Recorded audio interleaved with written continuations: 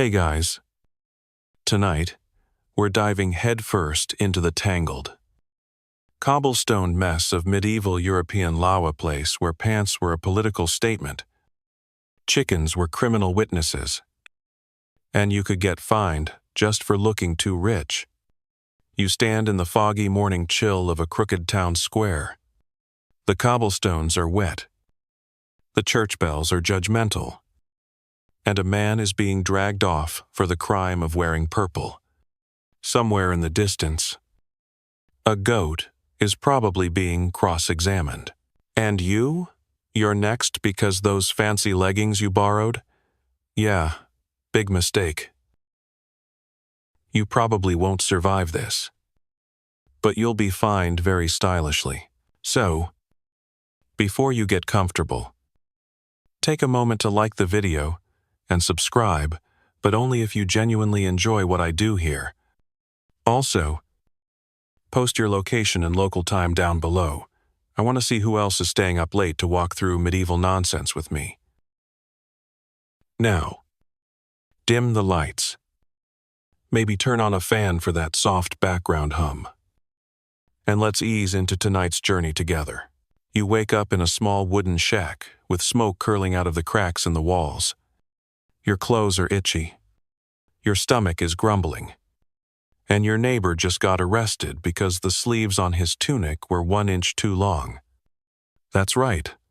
Welcome to the strange, twitchy, and deeply suspicious world of medieval clothing laws. In this reality, what you wore wasn't just fashionate, was a legal declaration of your class, your income, your intentions, and whether or not you thought you were better than the king. Spoiler, you weren't. You roll out of bed literally. Because mattresses are for nobility and start dressing. You reach for your plain wool trousers and immediately hesitate. Why? Because the last time someone wore trousers dyed even slightly too dark a blue, they were slapped with a fine, so steep they had to sell 2 pigs and an entire harvest of turnips just to cover the penalty. The law in question? A sumptuary law, designed to keep commoners looking like commoners and ensure that no one forgot their place in the grand, itchy pyramid of feudal life. And that place did not include silk, embroidery, or pants that hugged your calves in a seductive manner. You tug on your plainest shirt and look longingly at the slightly fancier tunic your cousin left behind. It has a decorative hem. It's basically contraband. The laws changed by region, but the pattern was always the same. The wealthier classes used legislation to make sure the less wealthy couldn't mimic their look. In Florence, only nobles could wear fur-lined hoods. In England, peasants couldn't wear velvet, gold thread, or silver trimmings. In France, even the length of your belt could be regulated. Apparently, long belts were too luxurious for your dirt-dusted lifestyle. You head into town and immediately spot someone getting shamed by the local reeve. His crime? Wearing shoes with slightly pointed toes. Now, in a modern setting, this might just be considered fashion-forward or vaguely European. But in the 1300s, pointy shoes called poulains were so scandalously extra that laws had to be passed limiting their length to 2 inches past the actual foot. Anything longer? Sinful, dangerous, probably heretical. You watch as the man is ordered to remove the shoes and carry them home barefoot, while the local children chant something rude in Latin. A merchant passes you, wearing a massive velvet hat, wide enough to shade an entire bakery. He can wear it because he's got a special exemption. The law says merchants making a certain income may wear a hat of not excessive grandeur, which apparently has been translated here as a collapsible tent. Oh, Meanwhile, a young woman is pulled aside for wearing lace. Lace. You overhear the guard grumbling. She's a baker's daughter. Lace is for spice traders and above. Oh, you keep walking. Careful not to make eye contact. Clutching your modest satchel like it's a legal document. Because, in some towns, even bags could be scrutinized. Carrying more than one? Suspicious. Lining them with foreign fabric? Illegal. Owning a pouch with embroidery? Might as well declare yourself queen. By the time you reach the market, your nerves are frayed and your elbows are damp with fierce sweat. Historians still argue whether these laws were strictly enforced or just tools for occasional shaming. Some towns had dedicated fashion officers who patrolled for violations, while others relied on neighborly snitching, which, let's be honest, was practically a medieval hobby. At the bread stall, you finally relax. The baker hands you a hunk of dark rye and winks. "I like your tunic," he whispers, very legally unremarkable. You nod, relieved, but then a noble rides by on horseback, frowning down at the lot of you. His gloves are fur-lined. His horse is wearing a tiny hat. He points at your boots. You look down. They're muddy, functional, totally legal. He sneers anyway. Later, you'll find out he's fined you for presenting an appearance above station. A charge so vague it's basically the medieval version of disturbing the vibe. And you pay your fine in the only currency you have, a promise to help dig a ditch for 3 days.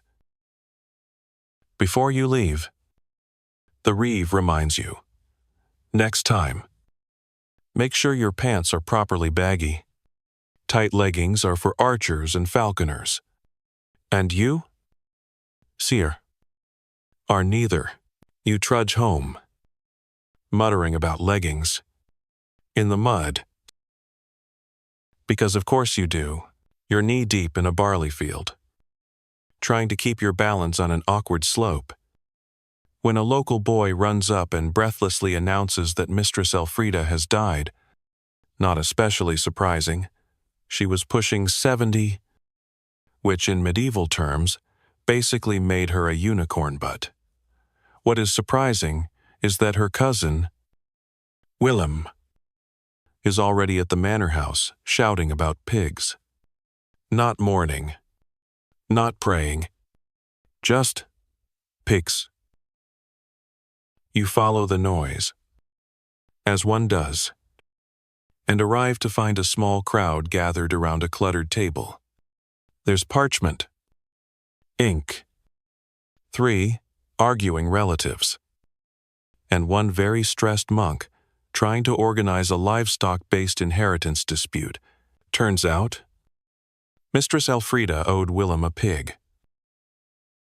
Not money, not grain, a literal, oinking, pink-eared pig. And now that she's gone, Willem insists he's legally entitled to collect his debt from her estate, or barring that, from her daughter's backyard sty. You might be thinking, surely not. But oh yes, because welcome to the wild and surprisingly bureaucratic world of medieval debt law, where animals weren't just assets. They were collateral. In Elfrida's village, as in much of Europe, livestock debts didn't vanish when you did. They passed straight to your heirs. If you borrowed a goat to breed, a cow to plow, or a piglet to fatten for winter, and failed to return either, its weight in bacon, someone was coming for it. Even if you were already decomposing in the family crypt, a cleric unrolls a faded document. "See here," he says, tapping a smear of wax. She pledged 2 pigs in 1341. Willem provided one. The other was to come from the next litter. But that litter died, cries Elfrida's daughter. They drowned. The monk nods solemnly. A tragic act of God. Yes, but the debt stands. You glance over at Willem. He looks smug. You briefly consider throwing a cabbage at him. The dispute continues. And soon, the legal focus turns toward mortuary. Chests, those big wooden trunks the local church used to claim when a villager died. Under many manorial laws, churches had the right to take the best movable item from the deceased's home. Sometimes that meant tools, sometimes a prized cloak, and sometimes, yes, the fattest pig. This policy was known as the Harriet, and it didn't care if you were rich, poor, or already buried. If you were a tenant of a local lord or abbey, your death triggered a flurry of inventory taking. Did you have a sturdy ox? Gone. A new wool blanket? Claimed. A promising adolescent goose? That, too, belonged to the overlord now. Historians still argue whether Harriets were originally intended as military readiness, payments reclaiming a warrior's horse or armor, or if they were just very opportunistic death taxes. Either way, families often found themselves weeping at a funeral and chasing their favorite donkey across a churchyard the next day. Back at the table, someone suggests paying the pig debt in butter. A bold move, but then Elfrida's daughter raises a counterclaim. Willem himself borrowed a spindle 2 winters ago and never returned it. Gasps all around. The monk flips the page. His fingers now greasy from a wedge of cheese someone left on the contract. If the spindle was pledged as a tool of industry, he mutters, it could offset livestock debt in kind. You've never seen law interpreted so literally. You try to slink away quietly. But someone notices and ropes you in as a witness. Apparently, you once saw the spindle in question. You don't recall this. But at this point, reality is starting to feel optional. They ask what kind of pig Willem gave. Yes, this is real certain. Debts required specific breeds. A spotted pig might be worth less than a black one. A barrow, neutered male, might be less valuable than a fertile sow. Your testimony suddenly hinges on your ability to identify pig breeds by childhood memory. You mumble something about curly tails and mud. They nod thoughtfully. You may have just decided the case. As the crowd disperses and the pig gets marched off toward Willem's house, you reflect on how deeply entangled life and livestock were. Every cow had legal weight. Every sheep had a backstory. Debts weren't abstract, they mooed. They oinked. They wandered off into the woods at night and had to be replaced by spring or else. In some villages, not repaying an animal loan could result in excommunication. In others, the debtor might be locked in the stocks with a placard reading, "Goat Thief," even if the goat in question was technically just on lease. One man tells you his grandfather paid off a legal debt using 12 chickens, a wooden bucket, and his third best hat. Fair trade, he says, nodding. Another claims that in his village, a widow once offered to marry the creditor instead of returning his ox. They had 4 children, he adds, and 3 goats. Oh, you nod slowly. Because of course they did. As the sun dips behind the thatched rooftops and someone lights a torch near the pig pen, A steward approaches with a scroll. "You're listed here," he says flatly, "as collateral for a borrowed scythe." "Oh."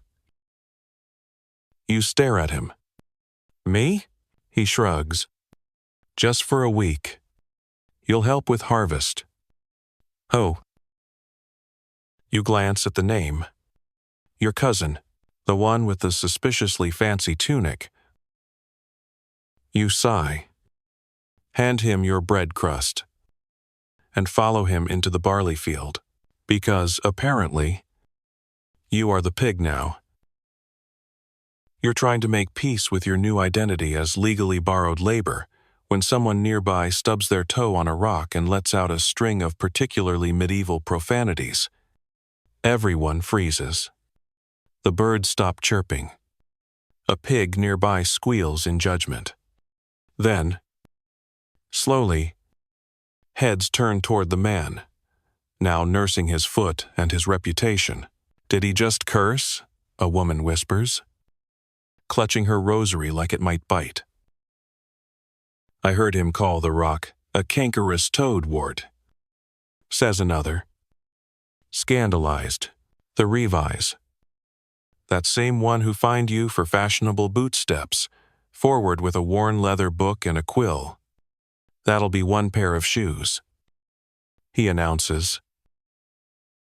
Because of course it will be. Welcome to the strange, dusty edge of medieval justice, where swearing wasn't just frowned upon, it could legally cost you your footwear, your dignity, or, if you were particularly unlucky, your teeth. Language laws were surprisingly common across Europe, and they didn't just target blasphemy. Sure, invoking the Lord's name in vain might get you tossed into a cold stone cell for the night. But even casual insults, like calling someone a fool, a tovart, or heaven forbid, a wretched turnip, could trigger a formal complaint. And once the local court got involved, your punishment might range from public apology to a literal loss of your belt, cloak, or shoes. You shift uncomfortably, suddenly aware of every syllable you've ever muttered. The man who swore is still trying to plead his case.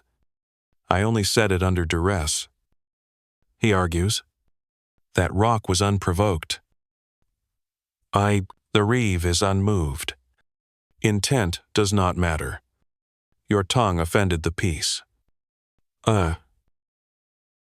Historians still argue whether these verbal fines were truly about morality or simply convenient revenue sources. Some towns issued dozens of them weekly, leading some scholars to suspect the language laws were less about purity and more about pocket change. After all, a good cursing binge might finance an entire church roof. The punishment begins. A pair of assistants remove the man's shoes and place them on the church steps. There, they'll stay for 3 days, as a warning to other mouthy citizens. You glance down at your own boots and zip your lips tightly shut. Nearby, a boy is forced to carry a signboard reading "Vile Whisperer" for making rude jokes during a sermon. Another man is publicly shamed for gesturing too suggestively during a dance. Apparently, he mimed a rooster, and a priest got confused. The rules weren't just about words. Either gestures could be criminal. Raising your middle finger? Illegal in some parishes. Winking at a married woman? Grounds for a flogging in others. Even sticking out your tongue could trigger a fine if done near a sacred structure. In one village, a woman was penalized for sarcastically clapping during a sermon. The punishment? She had to bake 10 loaves of barley bread for the monastery and personally deliver them in silence. You watch as a local merchant is fined for singing a bawdy song about a goose and a shepherd while unloading crates. His punishment? No beer for a week? You've never seen a man look so destroyed. You pass a posted list titled, Forbidden Phrases During Lent. It includes, by my toes, to the devil with it. A pox upon anything? I'd rather kiss a mule. And somehow, gadzooks. Apparently, gadzooks was just too zooky for polite society. At the tavern, things get complicated. A woman drops a tankard on her foot and lets out a howl that includes several highly creative terms involving a turnip, a shoehorn, and someone's great uncle. The tavern falls silent. Then, very carefully, she mutters, "That was a prayer." In Latin. Of. Someone claps. No fines issued. In a nearby village, you hear about a man whose cursing was so legendary. He became a local celebrity. They called him Mutter John. He only swore under his breath, but he did it constantly. Town law eventually required him to wear a bell, so people knew when he was approaching. And then, there's the case of the laughing blacksmith. Apparently, this poor man was known for giggling at funerals' nervous habit. Possibly, but, after 3 warnings, the council fined him a chicken per laugh. He ended up opening a poultry business just to stay ahead of the fines. You can't make this stuff up. But maybe the most bizarre case comes from a tiny village in the hills, where a man was excommunicated, not for swearing, but for teaching parrots to swear. The parrots, unfortunately, were housed next to the bishop's chambers. According to legend, the birds would scream, "You bald goat," at dawn every morning for a week. The man was banished. The parrots were confiscated and donated to a monastery, where they eventually learned to recite psalms instead. Progress? You start heading home, being very careful with your words, your gestures, and even your facial expressions. You pass a couple arguing in whispers, clearly afraid of being overheard. A boy stubs his toe and screams, "Pine cones," instead of anything offensive. The new medieval swear word. Perhaps. Someone hands you a scrap of cloth with common, safe substitutes embroidered on it. Phrases like, "By my goose," "Crumbs and feathers," "Saint's socks," "Heckleberries." You suspect this one's made up. You thank them with a silent nod. Safer that way. As you climb into bed, exhausted from all the not swearing, not winking, not singing, you reflect on how weirdly efficient these language laws were. Keep people polite, or poor, or barefoot. You look down at your own shoes, tucked neatly by the fire. Still, yours, for now. You're back at the market again, staring longingly at a row of thick, golden-crusted loaves stacked behind the baker's stall like edible bricks. The air smells warm icedy, toasty, with a hint of smoke from the hearth fire out back. Your stomach rumbles, remembering yesterday's meal of boiled cabbage and regret. You reach for a loaf, but before your fingers even graze the crust, the baker slaps your hand away with a flat wooden paddle. "Not that one," she says, scowling. "That's inspection bread." You blink. Inspection bread. She sighs, leans in, and lowers her voice. "Guild says they'll check it today. I measured it 4 times. If it's too light, I'll be fined. Too heavy, They'll accuse me of hoarding. If the crust cracks funny, they'll say, I watered the dough. You step back respectfully, because what you've just stumbled into isn't just bread, it's bureaucracy, the assize of bread and ale. One of the most obsessively enforced laws in medieval Europe regulated nearly every aspect of baking. How much flour you used, what you charged, the exact weight of each loaf, even the shape all of it controlled, measured, and inspected by men known, rather fantastically, as bread weighers. These officials weren't just flour nerds with scales. They had the power to fine, flog, or if they found the offense severe enough, lock you in the pillory with a loaf of your subpar bread nailed to your forehead. You glance at a young apprentice nearby kneading dough, like his life depends on it. It might. His master mutters measurements under his breath. 12 ounces. Krust must crack left. / marks at a 45-degree angle. It's a rhythm, equal parts cooking, and courtroom testimony.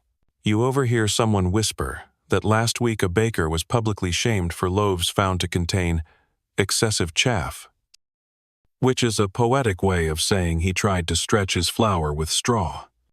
The punishment? He had to parade through town with his loaves hung around his neck, while children threw old biscuits at him. You start to understand why bread making here isn't just baking, it's survival theater. Historians still argue whether these inspections were genuinely about consumer protection or just an easy way for local lords to fill their coffers. Some records show that fines for underweight bread made up a significant chunk of town revenue, and accusations were often conveniently timed right before tax season.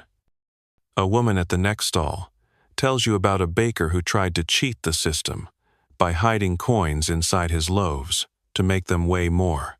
Unfortunately, one burst during baking, and the molten metal fused into the crust. They called it the coin cake. He wasn't seen again. You move cautiously down the row, inspecting loaves with the reverence of a jewel thief. Flatbread? Legal. Spelt rounds?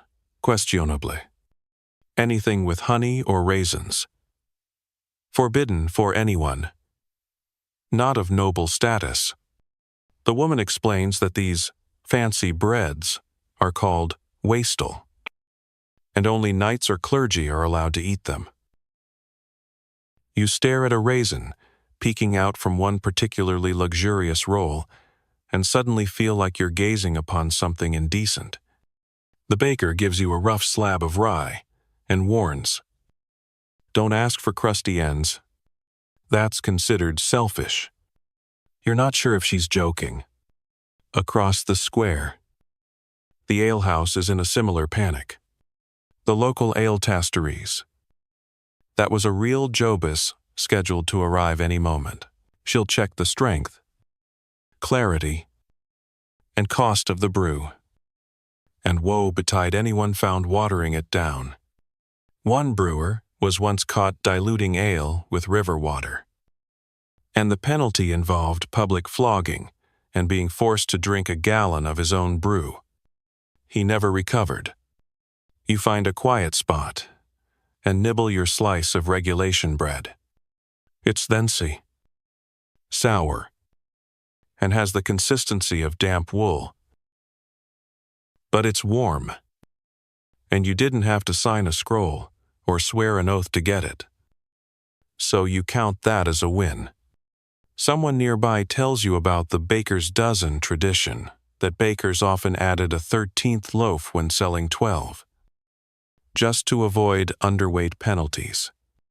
Better to give away extra than risk being beaten with a measuring stick. You wonder briefly whether medieval measuring sticks were specially sharpened. Probably. Everything was. You watch as the bread inspector arrives in full robe and hat, flanked by 2 stern apprentices carrying scales and a ledger. The market goes quiet. Loaves are weighed. Crumbs are scrutinized. There is sniffing. Mook sniffing. The woman ahead of you holds her breath as her loaf is tested. It passes. Barely. She exhales like she just dodged an arrow. You turn to leave, clutching your wool brick of legal bread, and make it 6 steps before stepping in something wet. You glance down. A dropped dough ball. Illicit? Possibly. Dangerous? Almost certainly. You whisper a silent apology to the food gods and keep walking.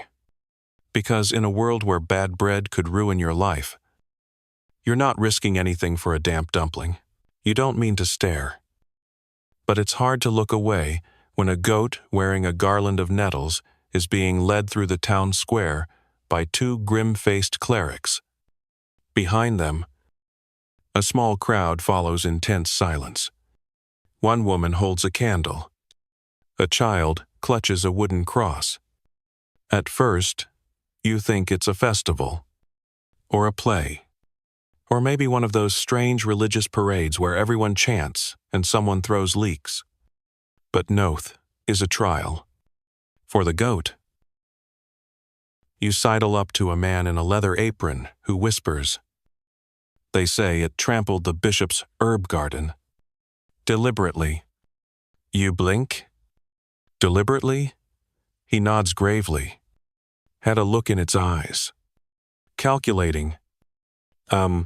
The clerics pause before a makeshift tribunal and old cart turned sideways. 3 officials seated on stools behind it. And a ledger that looks like it hasn't been opened since the last time a rooster was convicted of espionage. You're not joking. Because yes, in medieval Europe, animals could and did stand trial. The goat is brought forward. The charge is read aloud with full legal ceremony. Trespassing. Destruction of sacred flora. And suspicion of witchcraft, because naturally, the goat sneezes. It's unclear if this is a confession. You try to remember what you know about this bizarre tradition.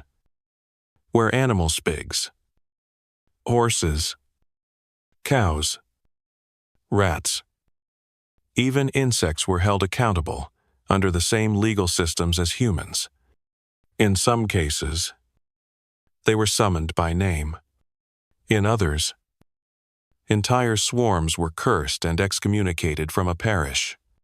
And in rare moments, a full defense was mounted on their behalf, complete with a lawyer. Historians still argue whether these animal trials were meant seriously, or if they were elaborate, symbolic performances, society's way of reinforcing order in a chaotic world. But the records don't lie. Dozens of actual transcripts survive. In one case, a pig was sentenced to death for killing a child. In another, a group of field mice were summoned to court for destroying crops. They didn't show up. The judge, in a stunning display of mercy, granted them a grace period to vacate the area. Back in the square, the goat's trial continues.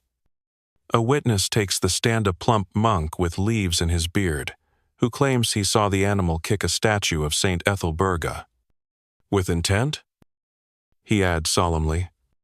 The tribunal nods. Intent is everything. The defense consists of a boy, possibly the goat's owner, who insists it's just misunderstood. She gets restless near Rosemary. He pleads, it's like a curse. The judges murmur. Someone scribbles something in the ledger. Probably, goat dislikes herbs.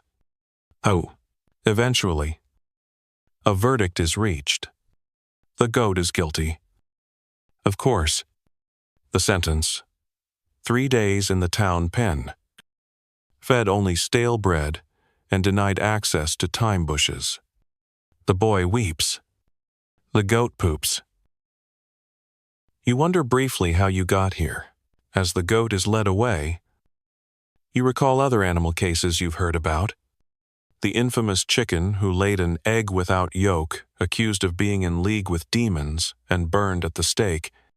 The dog who barked during Mass and was promptly excommunicated.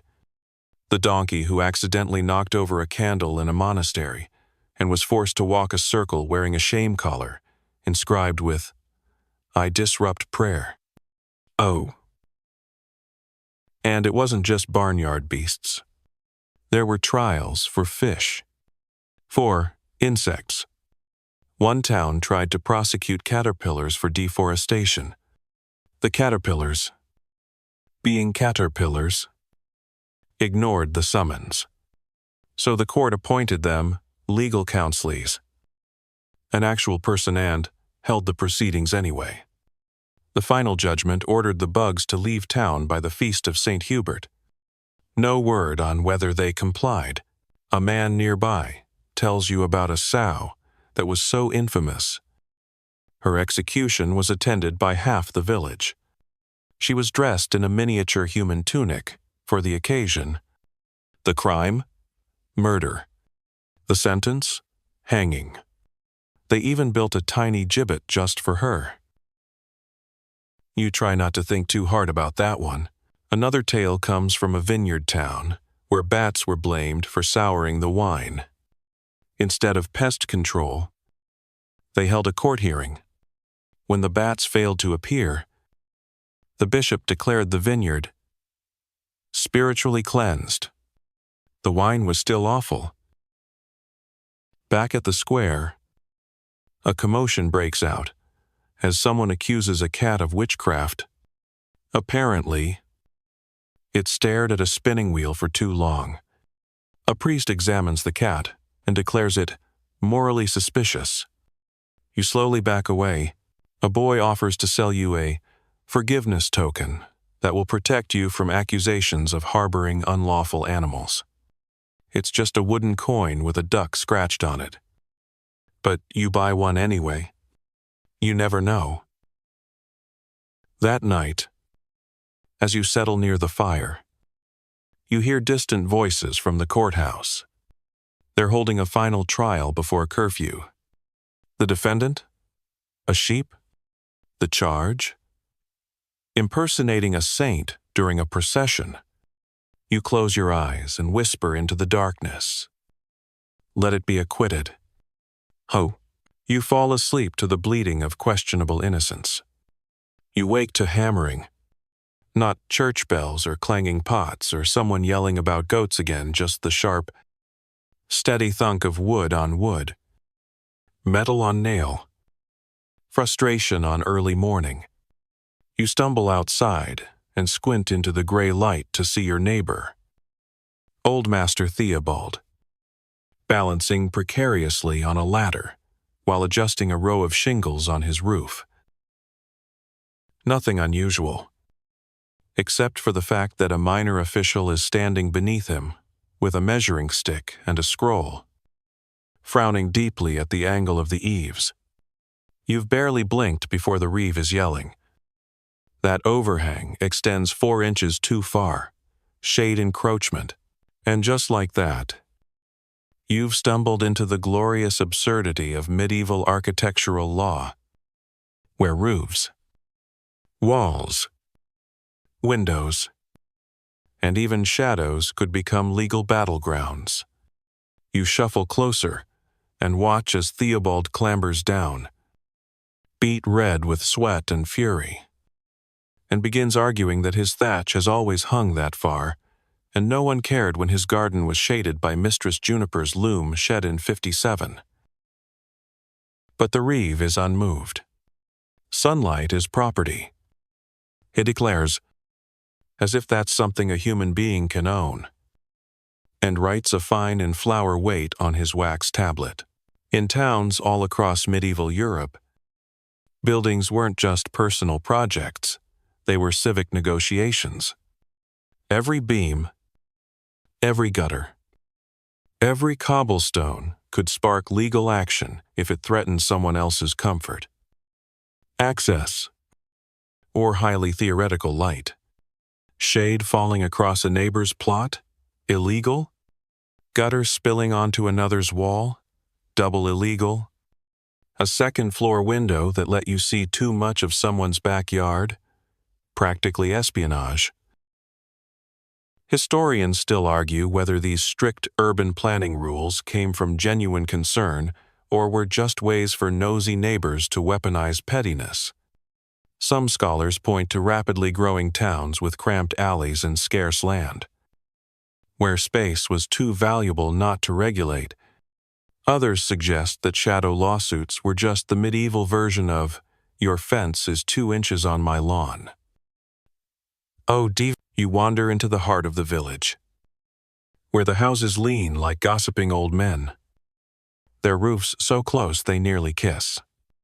This alley's called Whisper Street, and it's notorious for property disputes.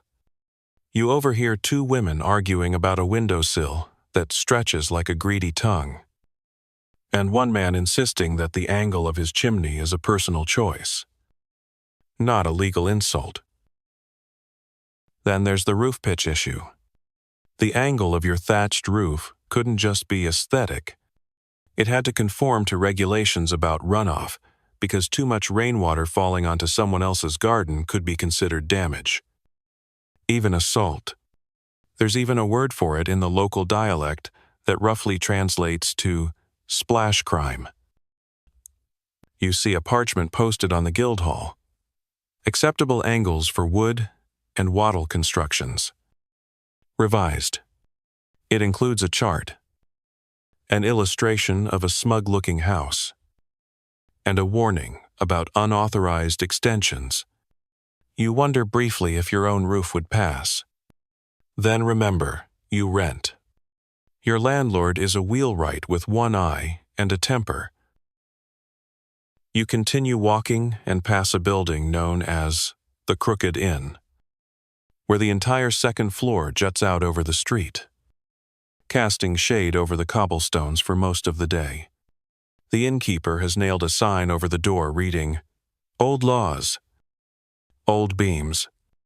Come at me." You respect the confidence.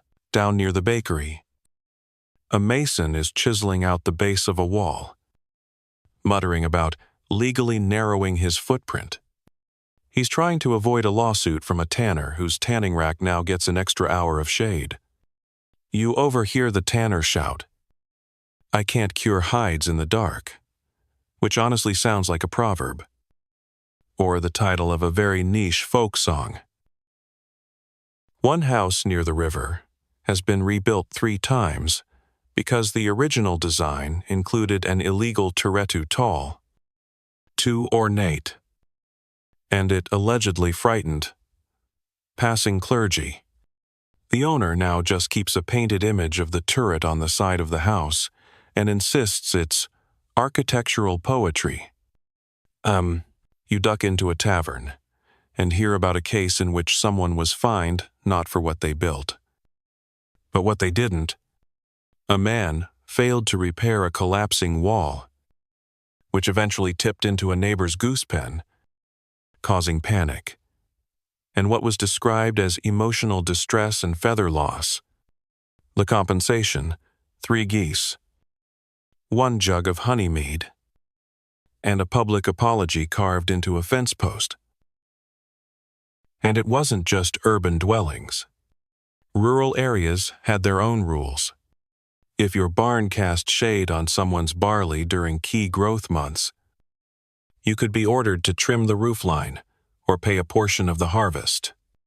Some villages even had annual sunwalks, where officials marked out who was entitled to how much daylight based on the position of buildings, trees, and goat sheds.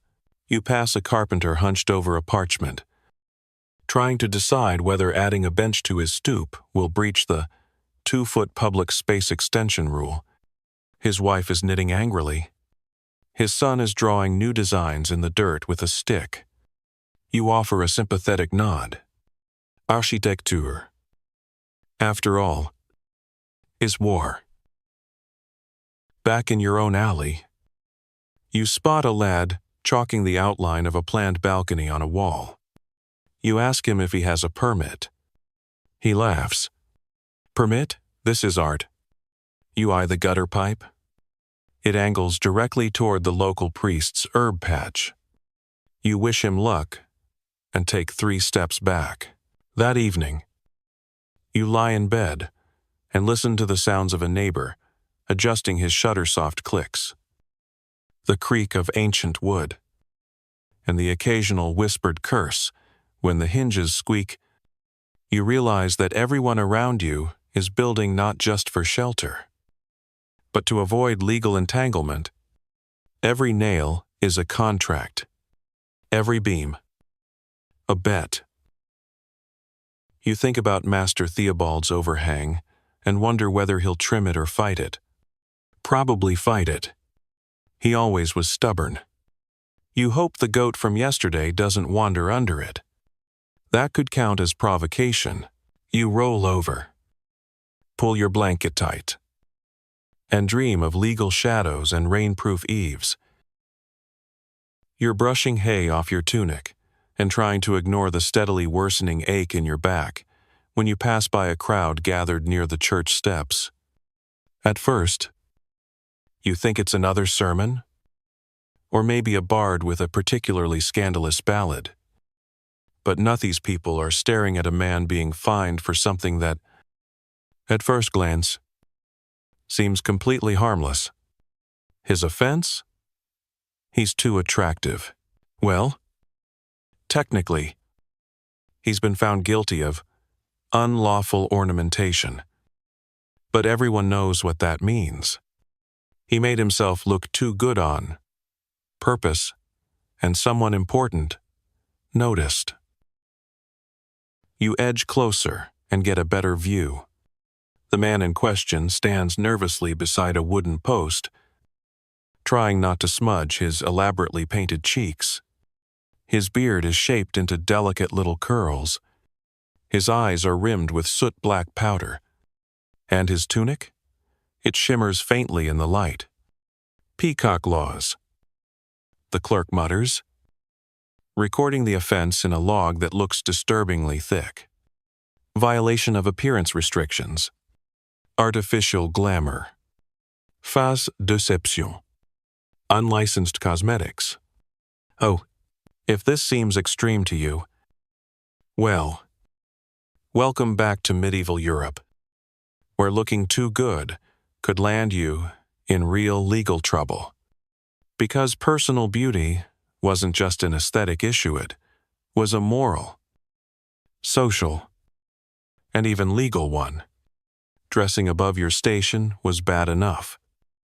But using cosmetics, wigs, or even false teeth to enhance your appearance, that was dangerous behavior.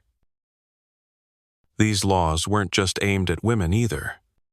Men who curled their beards into vain spirals, wore padded shoulders, or dyed their hair unmanly colors could be fined, flogged, or forced to walk through the village with a sign that read something like, "I tempted God with rouge."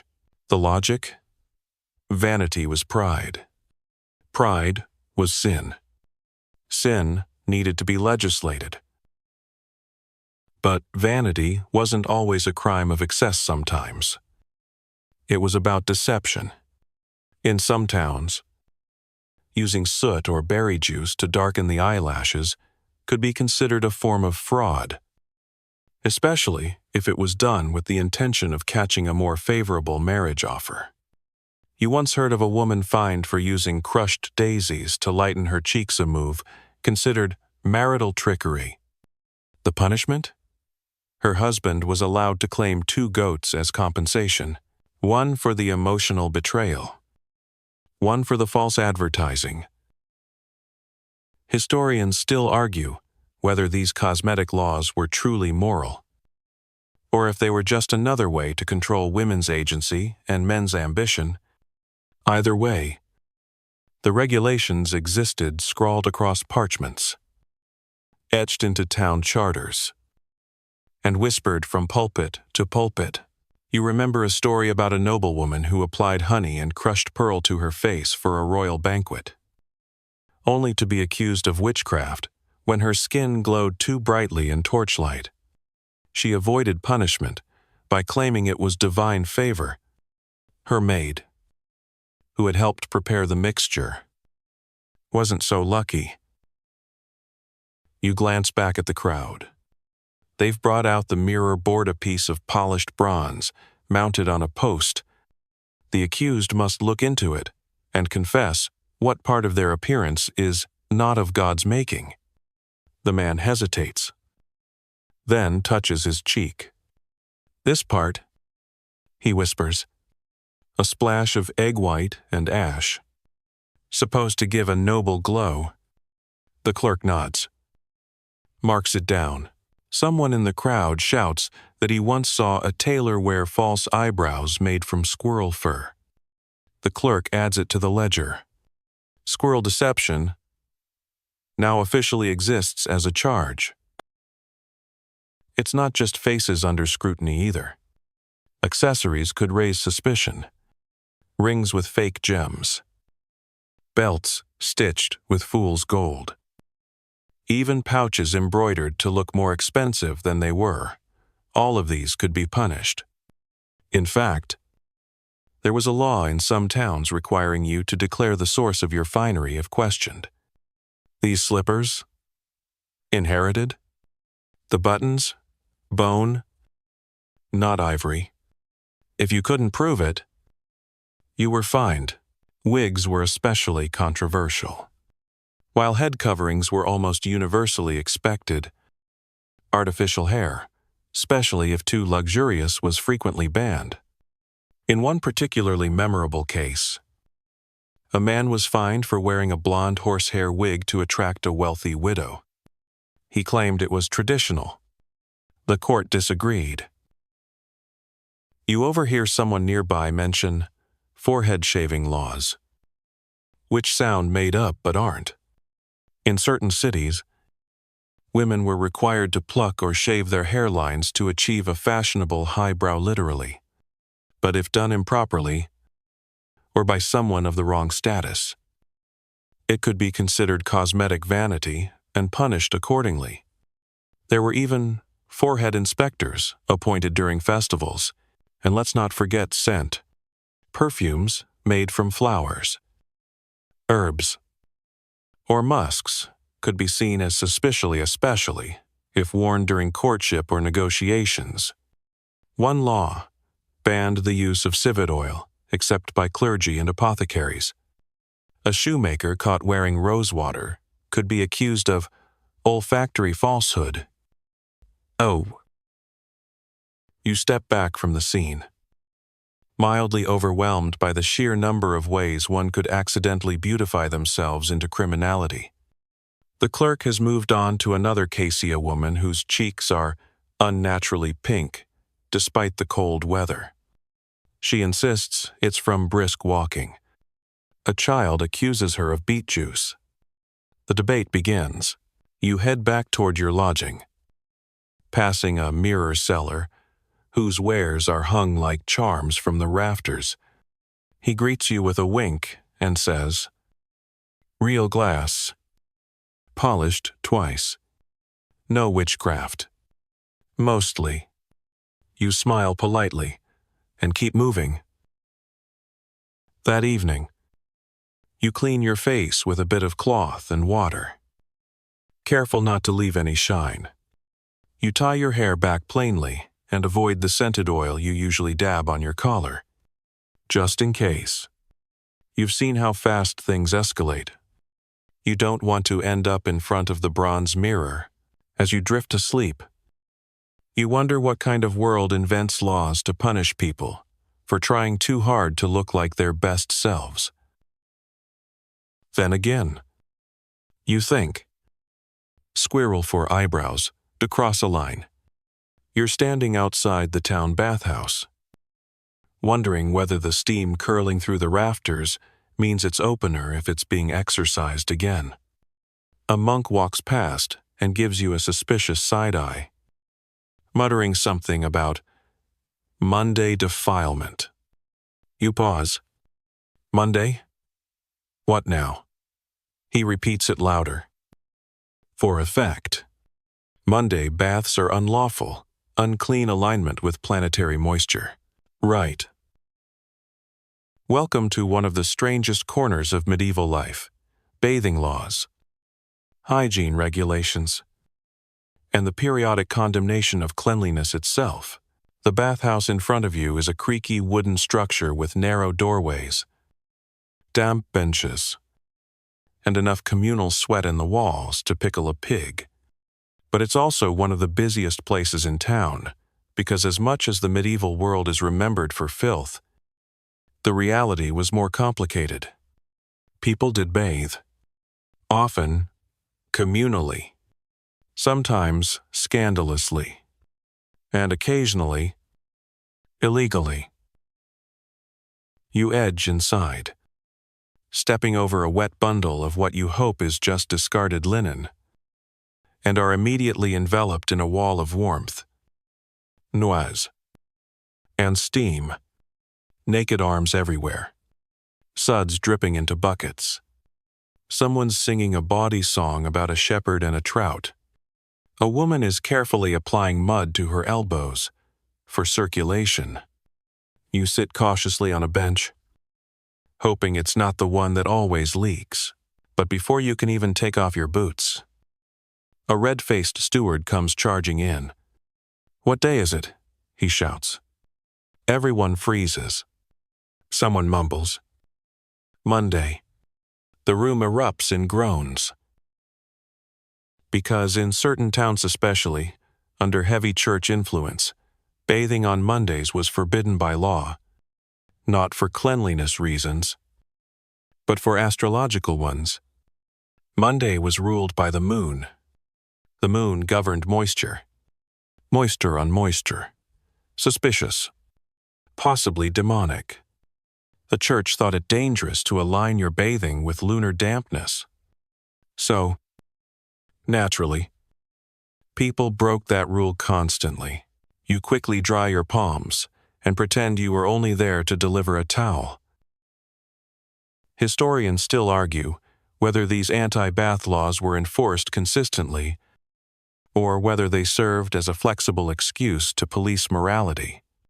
Because bathhouses weren't just about hygiene, they were social hubs, gossip centers, and, frankly, kind of chaotic.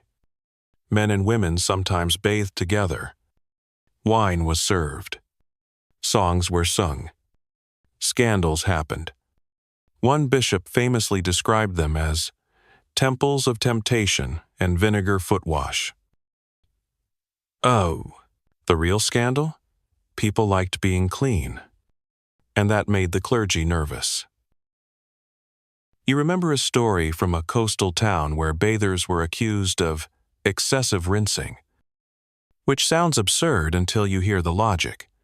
They believed washing too often weakened the soul's resistance to impurity. Your physical pores might be cleaner, but your spiritual ones, wide open to sin? One town had a bathing registry. You had to sign in. List your reason. Itchy scalp. Wedding preparation. Was near a pig. And swear not to linger too long or touch the soaps made with rosemary. Those were for clergy only. If you were caught bathing during a banned period like during Lent or on a saint's feast day, you could be fined.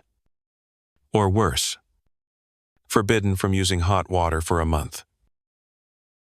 Of course, two rules varied wildly. In some places, nobles had private tubs carved from stone, perfumed with herbs, filled with milk and honey, and blessed by a monk.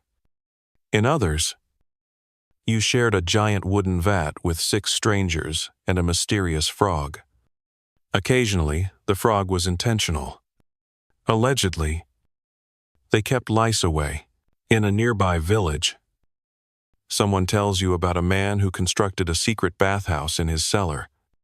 He was caught after neighbors complained of unseasonable steam. His punishment? A month of mandatory dirt rubs? No water, just dry sand and prayer. And it wasn't just when or where you could bathe, it was how. Some laws required bathers to wear linen undergarments while washing, particularly in mixed company. Other towns demanded complete nudity to prove there was nothing hidden but the soap. Yes, that's a real quote. You can't make this up. One widow you meet on the road claims she was once fined for washing her feet too early in the day. Apparently, early bathing was linked to vanity. She'd simply spilled soup on her toes. Then there's the time a woman was accused of witchcraft after bathing under a full moon, singing to herself, and emerging with suspiciously smooth elbows. She defended herself by handing out soap samples. The moon again. Always the moon. You pass a boy selling laundry permits, scraps of parchment, with a fake seal and a squiggled Latin phrase that supposedly lets you scrub clothes without suspicion. Buy two, he says. The church never checks the Latin. Back at the bathhouse. The steward has declared the building closed until sunrise. Bathers are shuffled outside in various states of undress, grumbling and wrapping themselves in whatever dry towels they can find.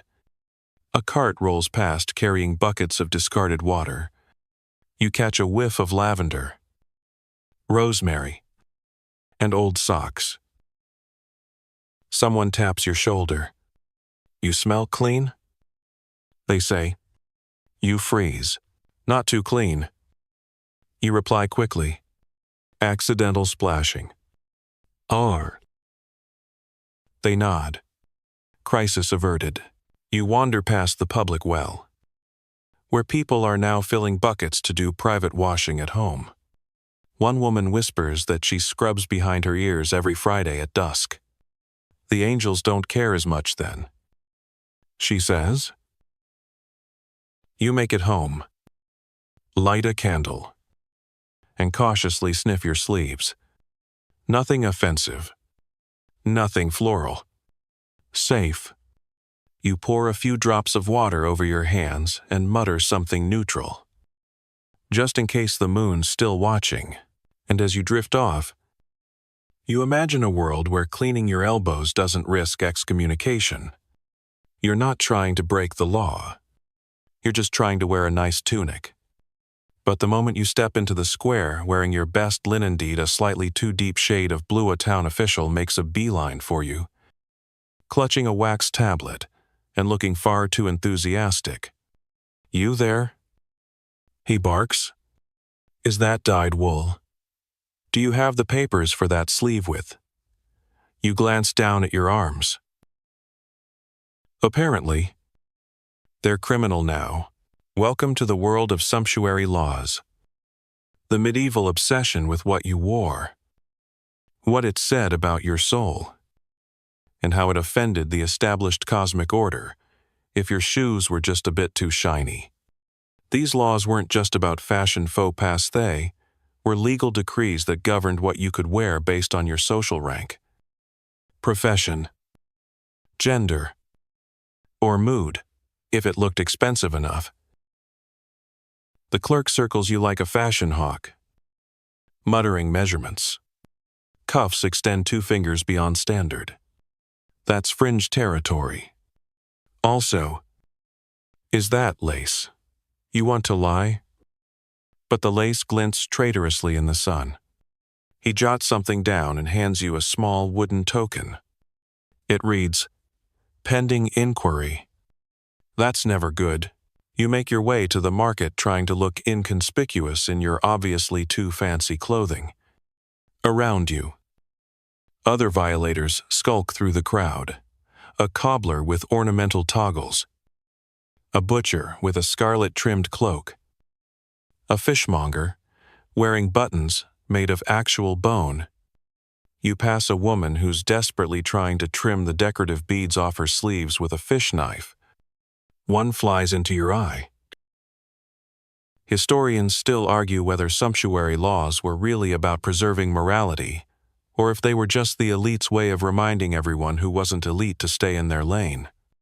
Most of these laws were written with oddly specific phrasing, like, "No man of common birth shall wear shoes with points longer than 2 thumbs, unless in jest or on festival days." Try figuring out if that applies to your pointy festival clogs. It wasn't just colors, either. Fabrics mattered. Silk, only for nobility. Velvet, only if you owned land. Fur, permitted, but only from specific animals. Fox, maybe. Ermine, absolutely not. Unless you were basically royalty. A man in Yorkshire was once publicly shaved because he lined his sleeves with otter considered too luxurious for his rank. His defense? He found it washed ashore. The court disagreed. You remember another KC merchant fined for wearing purple, which was strictly reserved for members of the court. His tunic wasn't even purple, exactly just faded blue that had turned violet in the sun. The judge ruled that intent of royalty had occurred and fined him 3 chickens. There were even rules about how much of a garment could be a certain color. One tailor's manual describes the legal ratio of blue to gray allowed for cloth merchants, a band no wider than the width of a small onion. That's an actual unit of measure. You duck into a tailor's shop for refuge. Inside, it's chaos. Fabric bolts everywhere. Half-sewn cloaks draped across benches. A girl embroidering frantically under a sign that reads, "Sanction free patterns only." The tailor sweaty.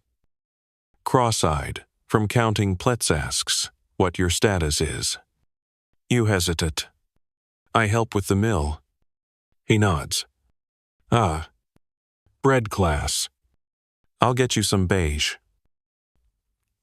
He returns with a dull tunic that smells faintly of barley and humility. You slip it on and feel like an undercooked biscuit. But at least you're legally invisible now.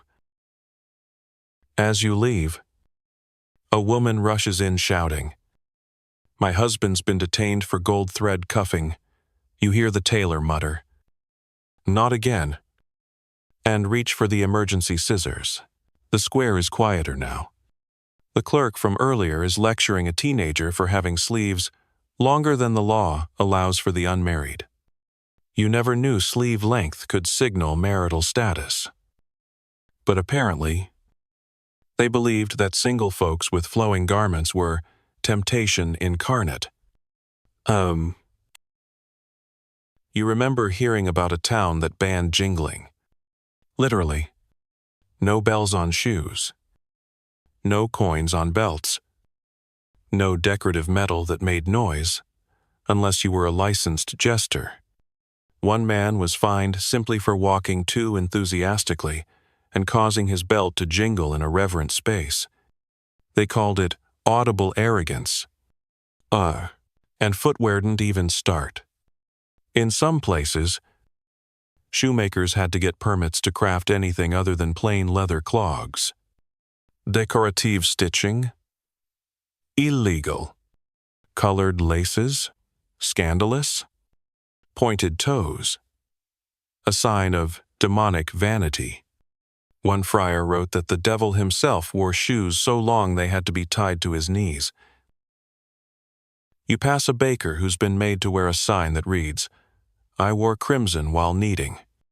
A harsh sentence, considering the flour stains. Nearby, a wall bears the painted Ladder of Garment Grace, a diagram showing which classes can wear which colors. Styles, and fabrics. It ends with the ominous label, "Beyond this." Pride. You stare at it for a moment, then glance down at your drab tunic, firmly mid-ladder. You hear about a festival last spring when the laws were lifted for one day.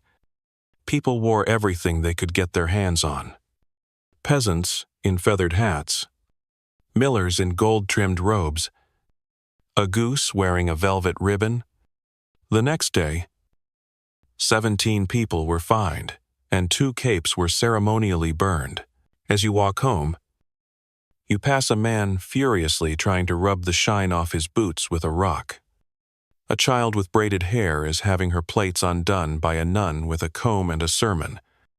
A dog wearing a red ribbon is detained, pending evaluation. End.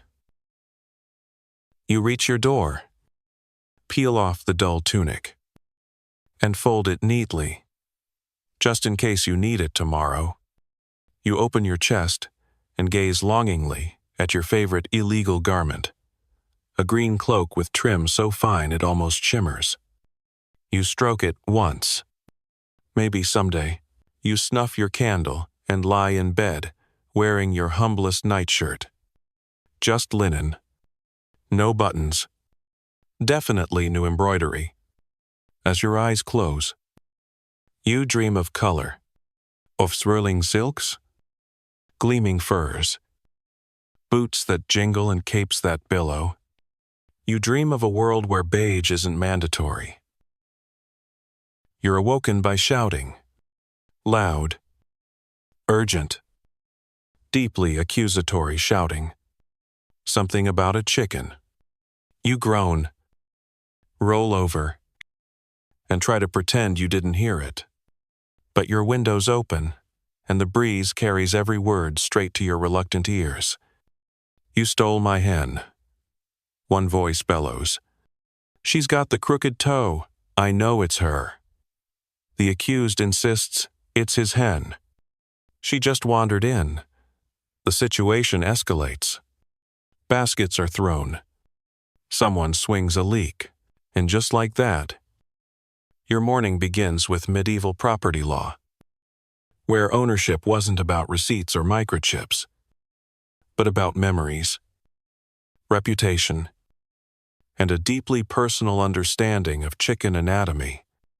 You sigh, get dressed, and wander out, drawn in like everyone else by the sheer drama of livestock litigation. The crowd's already forming in the village square. At the center are the 2 farmers. The hen in question clutched awkwardly by a third party, acting as a neutral holder. She's unimpressed, and possibly plotting escape.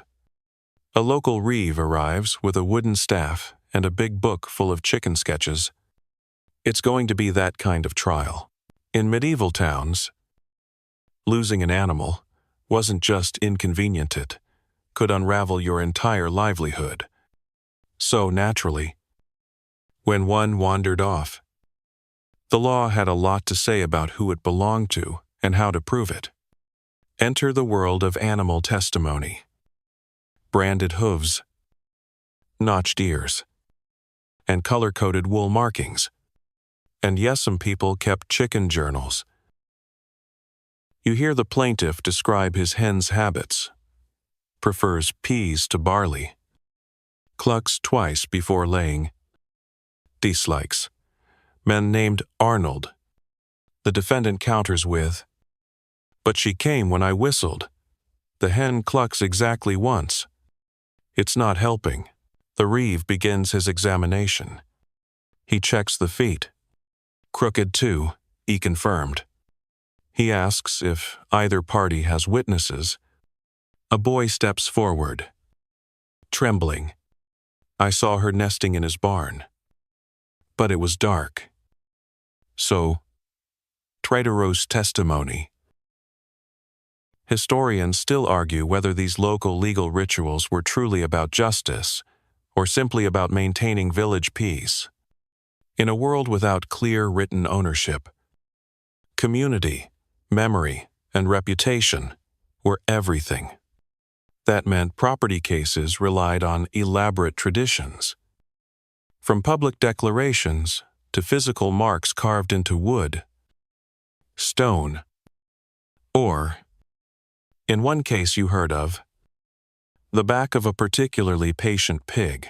You've heard tales of sheep being returned 2 villages over thanks to uniquely dyed wool patterns, of cows recognized by the sound of their bell, of one ox known to nudge left when it walked. It was called sideways. When sideways disappeared, a search party was organized. The hen trial continues. The reeve rules in favor of the plaintiff, citing the crooked toe, the witnesses mumbling, and the fact that the hen blinked twice when her original owner said her name. He gives the losing party a consolation egg. The crowd disperses. The hen is carried home like royalty. You shake your head and head toward the edge of town, where more serious property matters are unfolding. A dispute over a boundary stone has brought 2 entire families to the brink of war. The stone in question is barely visible, covered in moss, and definitely not where it's supposed to be, according to both sides. One old man claims he remembers his grandfather saying it once marked the pig path. Another woman insists it always faced the sun.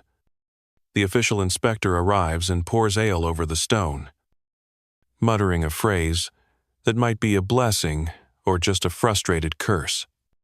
A measuring rope is brought out. It's knotted, fraying, and everyone swears it's the same one used in 1329. You doubt that, but say nothing. They try to resolve the matter with a walking of the bounce, an ancient tradition where villagers physically walk the property line while chanting, marking trees, or occasionally hitting small children with sticks so they'll remember the boundaries when they grow up. Today's walk is less dramatic. Though someone does trip over a badger hole and swear vengeance. You once heard of a village that resolved a land dispute by racing pigs across the property. Whichever pig crossed into the field first established its owner's claim. Unfortunately, both pigs got distracted by apples and wandered off. The case was declared, pending divine signs. Back in town. Someone is fighting over a broken bucket. They claim their neighbor borrowed it, cracked the bottom, then returned it upside down and denied everything. The case hinges on bucket rings metal bands that might show signs of forced stress. An elder is called in to listen to the wood. You're not sure what that means. You head to the tavern, where 2 coopers argue over a missing barrel lid. One says it was warped and split. The other claims it was stolen and used as a cheese board. You drink quietly and keep your own lid tucked under your stool. You're not taking chances. Ownership here is slippery. Possession isn't 9/10 of the law, it's maybe 3/5, plus some gossip. One neighbor's opinion, and whether or not the village dog likes you. You remember a tale about a woman who proved ownership of her cloak by identifying a hidden patch sewn in the lining. The court ruled in her favor and awarded her the cloak and a side of bacon for her cleverness. The sun is setting when a group of boys come running by, chasing a goat that apparently belonged to no one yesterday but now is everyone's. You watch it leap over a hedge and vanish into the woods. No one claims it after that. Possibly wise. That evening, you scratch your name into the bottom of your mug with a nail. Not elegant, but it'll do. You tuck your boots under your bed and knot the laces together. Identification by inconvenience. You pat your pillow and check for markings. Just straw. As your eyes close, you make a mental note to carve a sigil into your walking stick tomorrow, just in case someone tries to argue it's community property. Not today. Not your stick. You've barely stepped into the chapel when someone's already pointing at your boots. Off, the priest says flatly, before you've even fully bowed. You comply, toes instantly freezing against the cold flagstones, wondering if the sole of your left foot is about to be labeled heretical. It wouldn't be the first time someone's footwear caused a religious scandal. But you're not here for a lecture. You're here to witness one of the strangest traditions still rigidly enforced by church law, the medieval penance economy, where sins weren't just confessed, they were priced, itemized, and occasionally bartered. You sit down on a wooden bench, stiff with centuries of anxiety, and wait your turn behind a man nervously clutching a sack of onions. The priest disappears into the back, perhaps to consult his penitential book, a dusty ledger so detailed it probably has entries for lied about cheese weight and sneezed during prayer on purpose. These books were essentially divine accounting manuals, assigning set punishments for specific sins, down to the number of days fasting or lashes required. But more often than not, the price could be paid with silver or onions. You lean in and hear whispers. 2 weeks abstinence for missing Mass, doubled if you were drinking, triple if you mocked the bishop's mustache. The man ahead of you nods solemnly and places the onions on the table. The priest counts them out 12, apparently enough to cover it. Historians still argue whether this early system of monetized morality was born of convenience or manipulation. On one hand, assigning clear penance made it easier for communities to manage spiritual discipline. On the other, it created a framework where the rich could essentially sin on credit, while the poor paid with fasting, flagellation, or an unending supply of root vegetables. Your turn comes. The priest glances at your face and says, "Look like you've been sarcastic lately." You blink. How could he possibly know? Sarcasm's the gateway to pride. He mutters, flipping through the book. That'll be 4 days' bread, only your 1 silver penny. You fish through your pouch, 3 copper buttons, and a fish scale. He sighs. We'll call it a promise of humility. You nod. Grateful. Behind you, a woman begins listing her husband's sins on his behalf. The priest interrupts. Is he aware? She shrugs. Probably. He jots it down anyway. Possibly for future billing. In the back of the chapel is the sin board, a rotating slab of oak with illustrated depictions of common offenses: gossip, envy, improper bowing, bread theft, toe exposure on feast days.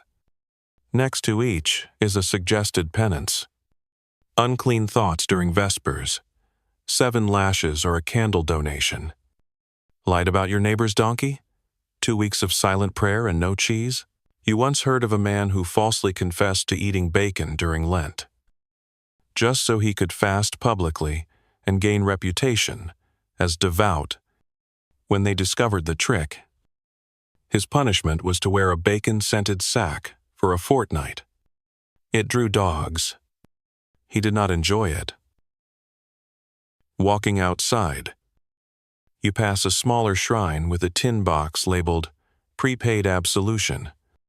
You could drop in a coin and receive a general blessing. No questions asked. Local legend says a merchant once emptied his purse into it, confessed to every crime he could think of, then danced out of town singing. He was hit by a cart an hour later, Divine irony or just bad traffic? Historians. Again, are divided. You stop by the village green and watch a line of penitents carrying bundles of twigs. It's self-flagellation night, and they've come to whip themselves in synchronized sorrow. A drummer keeps the beat. Whap, whap, whap. One man has tied feathers to his wrists for extra flair. Another quietly cries. Not from pain, but because he knows his mother will ask about the welts. There's also a public confession bench where you can sit and yell your misdeeds.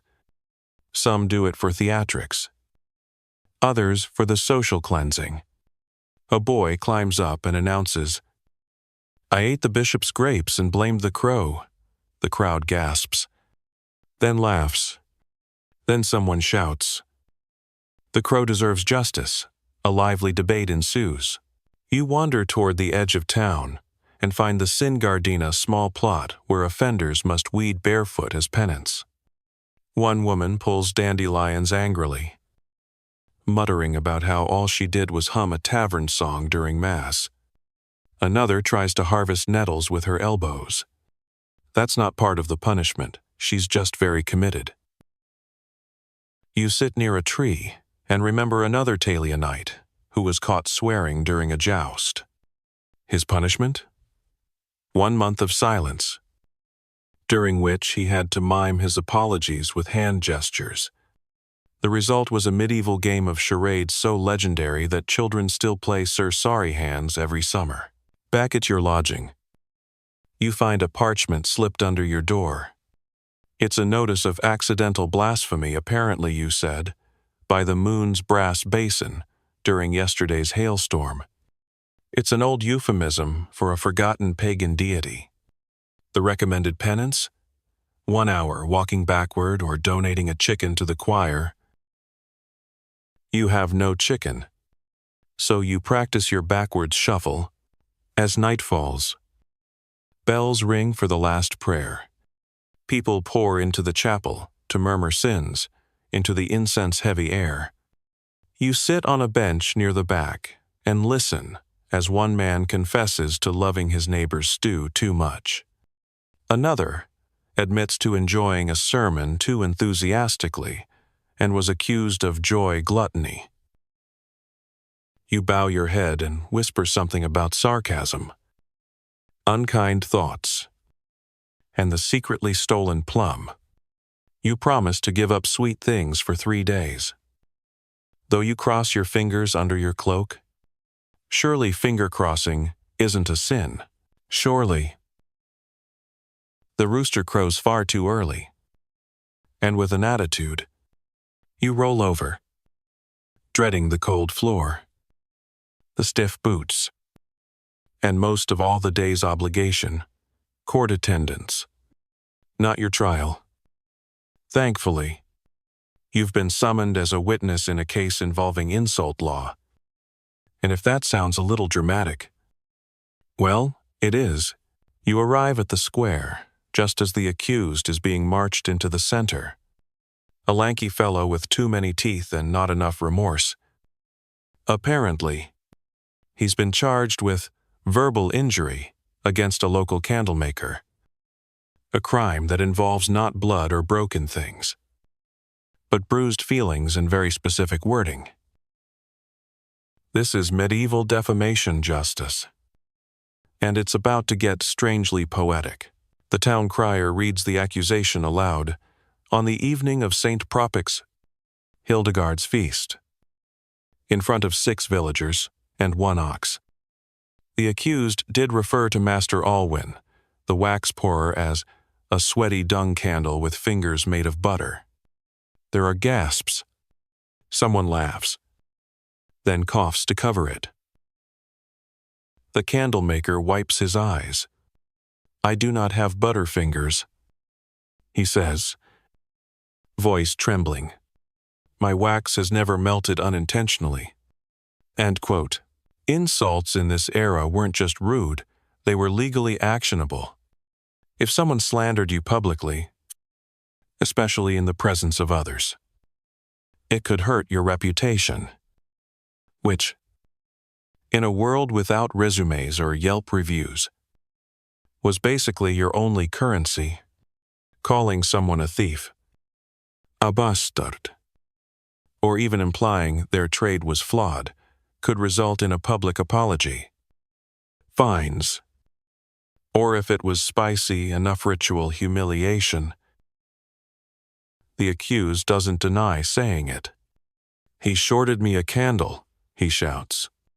"It burned out during my prayers. And I think that's a soul loss." The judge raises a brow.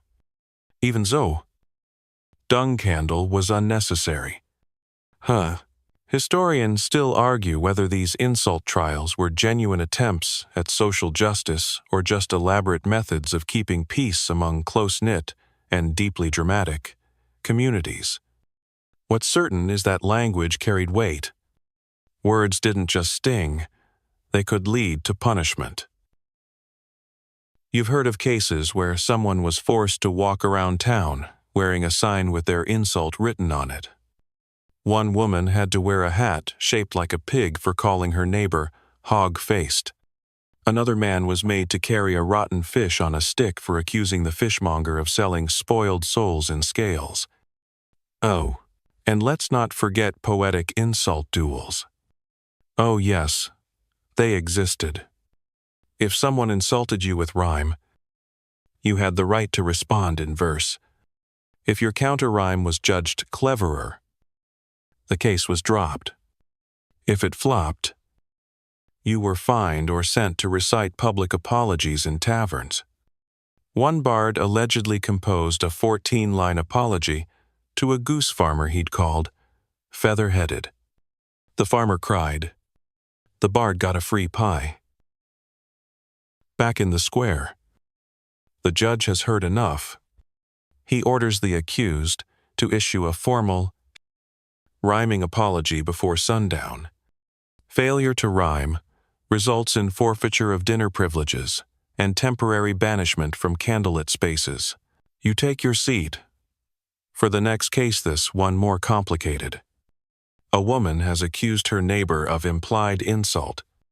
No words were spoken, she claims, but the neighbor looked at her turnips in a way that suggested disdain. It was a withering glance. She insists, "My cabbages haven't been the same since." And the judge considers. Witnesses are called to testify about the glance. One man claims it was pointed, like an eyebrow arrow. Another says he saw nothing but was prepared to be outraged. The accused denies everything, stating she was simply sleepy and her eyes drooped by accident.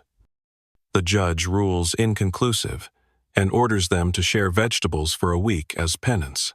You wander toward the tavern, where someone's reciting a famous case involving a blacksmith who called a knight an armor-polishing weasel. The insult itself wasn't the problem, it was the volume. He'd shouted it during Mass. His punishment was to polish the church bells for a month, while humming hymns. In the corner of the tavern sits a man known as Toothless Tom. Not from poor hygiene, he lost his teeth in a duel of insults. Each line required a slap, and he lost the rhyme battle badly. He now tells stories and offers insult consultations for a fee. On your way back through town, you see a child writing something rude in chalk on a fence. His mother sees it too and drags him to the reprimand pole, a public post where minor offenders must read poetry about kindness until someone agrees they've learned their lesson. You catch a line, "My neighbor's feet are not that wide. I merely judged them from the side." It's progress. Then there are the forgiveness fairs, held once a year, where people could pay a fee to clear their name of minor slanders. Ayester presides, reading out old insults with exaggerated flair. and the accused must laugh at their own expense. If they can't laugh convincingly, the insult remains on record for another year. You once saw a man try to chuckle through "face like a melted candle." He couldn't. It stuck.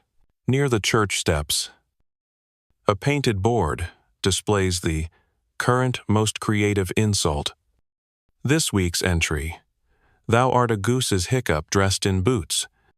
You don't even know what it means, but you applaud. As the sun dips below the thatched roofs, you pass a man practicing his apology verse. "I regret the phrase I spoke in jest. I meant no harm to your waxy vest." It's not perfect, but it rhymes. You reach your home, tongue sore from holding back snark all day. You think of the time you whispered that the baker's buns were dry and got slapped with a grain defamation warning. You now call them textured. As you drift into sleep, you compose a mental apology just in case. "I meant no slight with tone or face. I only meant your stew lacked grace." Safe, you think. Rhymed and respectful. You're halfway through your morning braid, a bit stale, deeply crusty. Possibly last week's, when the bell rings once, twice, then a long solemn third clang. That's not the market bell or a wedding toll. That's courtroom bell. You chew faster. Today's trial promises drama. Drama with livestock. And most thrilling of alla trial by ordeal. You hurry toward the village center, nearly choking on your crust. By the time you arrive, the crowd is already thick. In the middle of the square stands a man who looks positively miserable, barefoot and pale, with a nervous twitch that screams, "I wish I'd just paid the bread tax." His alleged crime, stealing a dagger? No witnesses. No proof. Just suspicion, rumor, and a dagger-shaped hole in a lord's belt. So today, the court demands clarity, and what better way to get it than by calling upon divine judgment? Yes, you've guessed it. The accused will undergo trial by hot iron. You grimace. It's the old method. Heat a chunk of iron in a fire. Then have the accused carry it a set number of paces. If the burn blisters cleanly and heals within 3 days, he's innocent. If it festers or scabs ugly, guilty. Because, of course, God's will is always visible through wound management. Historians still argue whether these ordeals were truly believed to reveal divine truth, or simply used as theatrical scare tactics. There's even debate over whether the priests administering the ordeal sometimes rigged them cooler iron, lighter steps, maybe a miracle salve rubbed on after. Either way, the system had one message: truth hurts. You edge closer. The iron is glowing faintly orange. A monk mutters blessings as 2 assistants check the fire's heat. The accused gulps. He says a prayer under his breath and nods. And then he lifts it. 1, 2, 3 steps. Drops it into the basin. The crowd exhales. You do too. The monk wraps his hand in linen and tells him to come back in 3 days for his verdict. Because nothing says spiritual justice like delayed infection, but hot iron isn't the only form of trial by ordeal. Some communities favored water trials, especially for crimes with murky details. You recall a woman last summer accused of cursing a field into infertility. They tied her arms, tossed her into the river, and watched. The logic: if she floated, she was rejecting the baptismal purity of waterproof of guilt. If she sank, she was innocent and probably also dead. Justice often came with the risk of drowning. You once saw a man undergo the bread and cheese ordeal, an oddly specific method used mostly for clergy or the well-read. He had to eat a chunk of holy bread and cheese while reciting scripture. If he choked or stuttered, guilty. If not, innocent. The twist? The cheese had been left out overnight. Molded guilt. You suppose? There was also the cauldron ordeal. Though rarely performed outside major towns, the accused would plunge a hand into boiling water to retrieve a pebble or cross. Same rule. Clean healing, innocent. Scarred like a roasted chicken, guilty. But perhaps the strangest was trial by sacramental decea, very fringe method, mostly from eastern regions, where the accused rolled a pair of carved bones in a chapel and prayed for a favorable number. If the total came up divine, usually 3, or 12, the person was deemed touched by grace. If they rolled a 2, oops, hell awaits. Back in your town square, someone suggests using ordeal by firewalking for minor crimes, like stealing turnips. He offers helpfully, just a trot over embers, builds character. A guard nearby jots it down. You make a mental note, never to accept root vegetables again. By midday, the crowd has thinned, though a small group lingers by the well, debating whether their neighbor's chicken Another chicken should undergo trial for pecking a priest's shoe. A woman suggests a miniature iron rod. Another says the chicken should be put in a box with grain marked innocent and guilty. Whichever it eats first decides fate. You quietly vote for the chicken. She's always been polite to you. You duck into the tavern for a drink and find a bard retelling the infamous story of Sir Elric's ordeal. Accused of cheating at dice, the knight had to stand barefoot on a cold church floor, reciting psalms while holding a candle. The candle lasted 3 hours. He didn't. Passed out by Psalm 92. Still, the judge ruled him innocent for effort. The barkeep joins in. Says his cousin once escaped guilt during an ordeal by managing to vomit before the bread and cheese stuck in his throat. Stomach prophecy. He calls it a gift from the saints.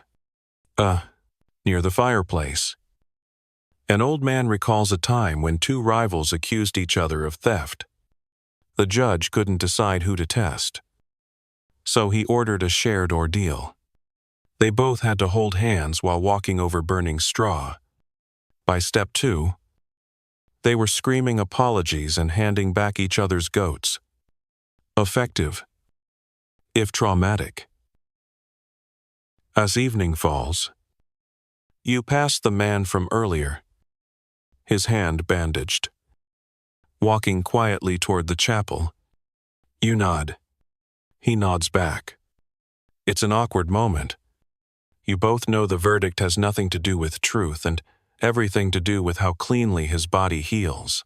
You wonder what medieval justice would do with your mistakes. The sarcastic thoughts. The bread you once forgot to pay for. The time you mocked the Reeves hat under your breath. Perhaps a trial by Tickleton Minutes with a feather and a straight face. Or perhaps ordeal by stew. Taste your own soup. And if the village doesn't riot, you're innocent. In your room, you light a small fire and stare into the flames. The idea that a glowing iron bar might determine your fate is absurd.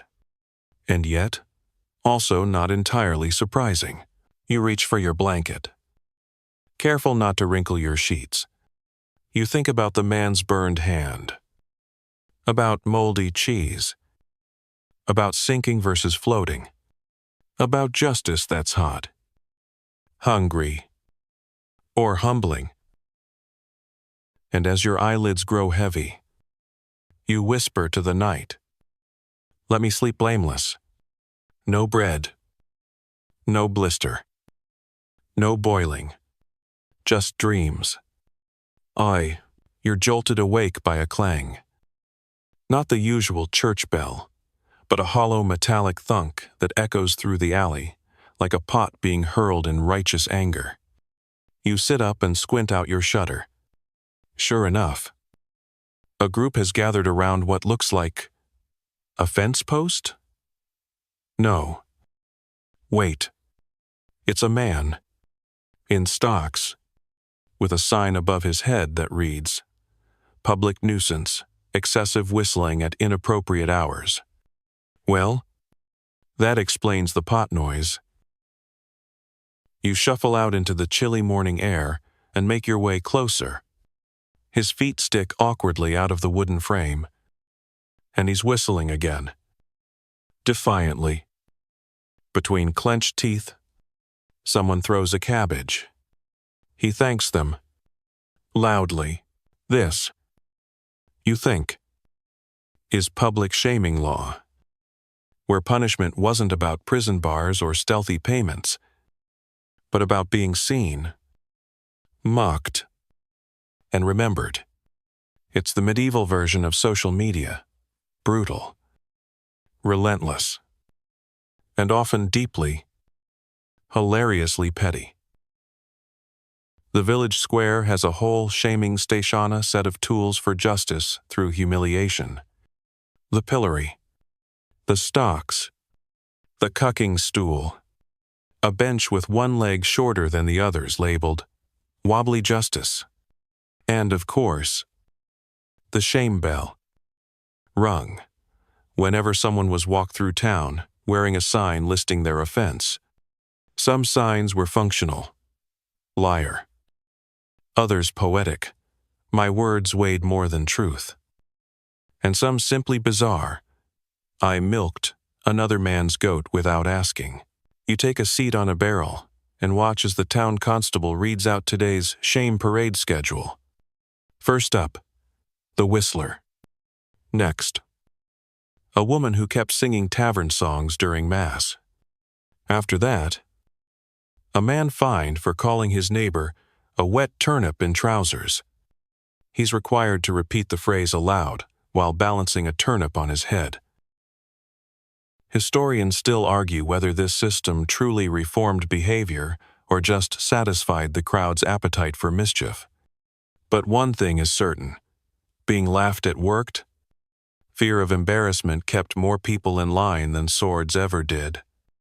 And the public element meant that your punishment was remembered long after the bruises faded. You once saw a baker forced to wear a loaf hat for selling undercooked bread. Another had to distribute apology pastries for a week. One woman was sentenced to wear an apron sewn entirely from rejected love letters her own. Sent to 4 different men. The stitching was impeccable. Sometimes, the punishments came with interactive elements, like the stool of repentance, placed just outside the church. Offenders had to sit on it silently for hours, while passers-by guessed aloud what they did wrong. Occasionally, they were way off. Maybe she stole cheese? No. She winked at a knight. Bet it was witchcraft. Always witchcraft. Meanwhile, the poor soul just kept sitting. Cheeks flushed. Feet dangling. Then there's the shame songs. Oh yes. In some towns, musicians were hired to compose ditties, mocking the day's offenders. The verses were usually short, catchy, and devastating. Here comes Giles with his muddy lies. Selling pigs with painted eyes. You heard that one last winter? Still gets hummed at market. You remember the tale of a man who dodged his shame sentence by claiming invisibility by repentance. The court allowed it briefly until he got cocky and walked naked through the square, shouting, "Behold, my atonement." He was promptly placed in the quiet basket, a large woven contraption that made movement impossible, but contained his echoing voice perfectly. You follow the parade to the cucking stool by the river. The woman who sang during Mass is being carefully strapped in, not drowned, just dunked. Repeatedly, she sings again just before being lowered. Something about ale and goats. The crowd applauds. You pass a man scrubbing a stone wall where his misdeed had been chalked in large, bold letters. He farted during Vespers. The F is proving stubborn. I weeps quietly. In the alley behind the tavern is the board of embarrassing oaths, where false promises are recorded with flair. One reads, "Thomas said he'd stop gambling after Epiphany. He did not. He now owes 3 chickens and his dignity." Another says, "Agnes claimed her goose could dance. It could not. Poor goose." Even animals weren't exempt. You once saw a goat paraded with a sign that read, "I knocked over holy water and bit the bishop's boot." Whether it truly understood its crime is unclear. It looked unapologetic. Of course, some shaming rituals had more lasting impact. The shame haircut. For instance, offenders had their hair shorn into ridiculous shapes, one half bald, one half braided, or tufts resembling animal ears. It was said to reflect the twisted spirit within. Practical? No. Memorable? Absolutely.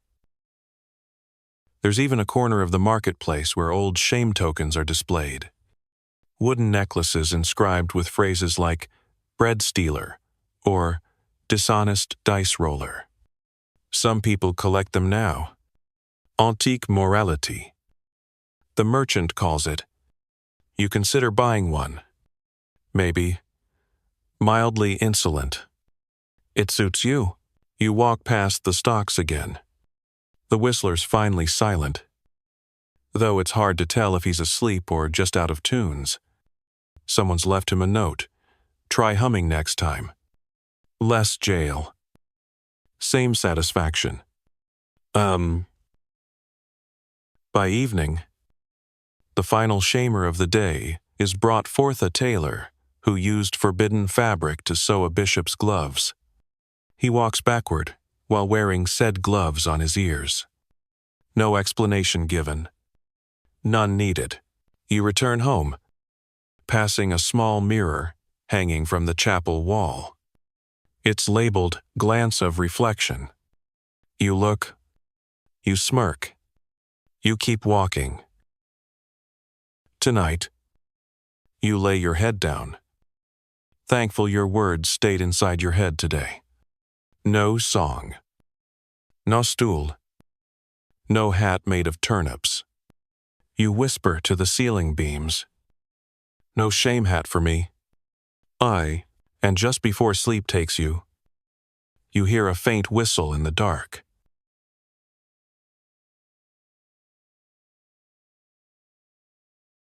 You're half awake, blinking away the remains of a very unsettling dream, involving dancing geese and tunic-based punishments.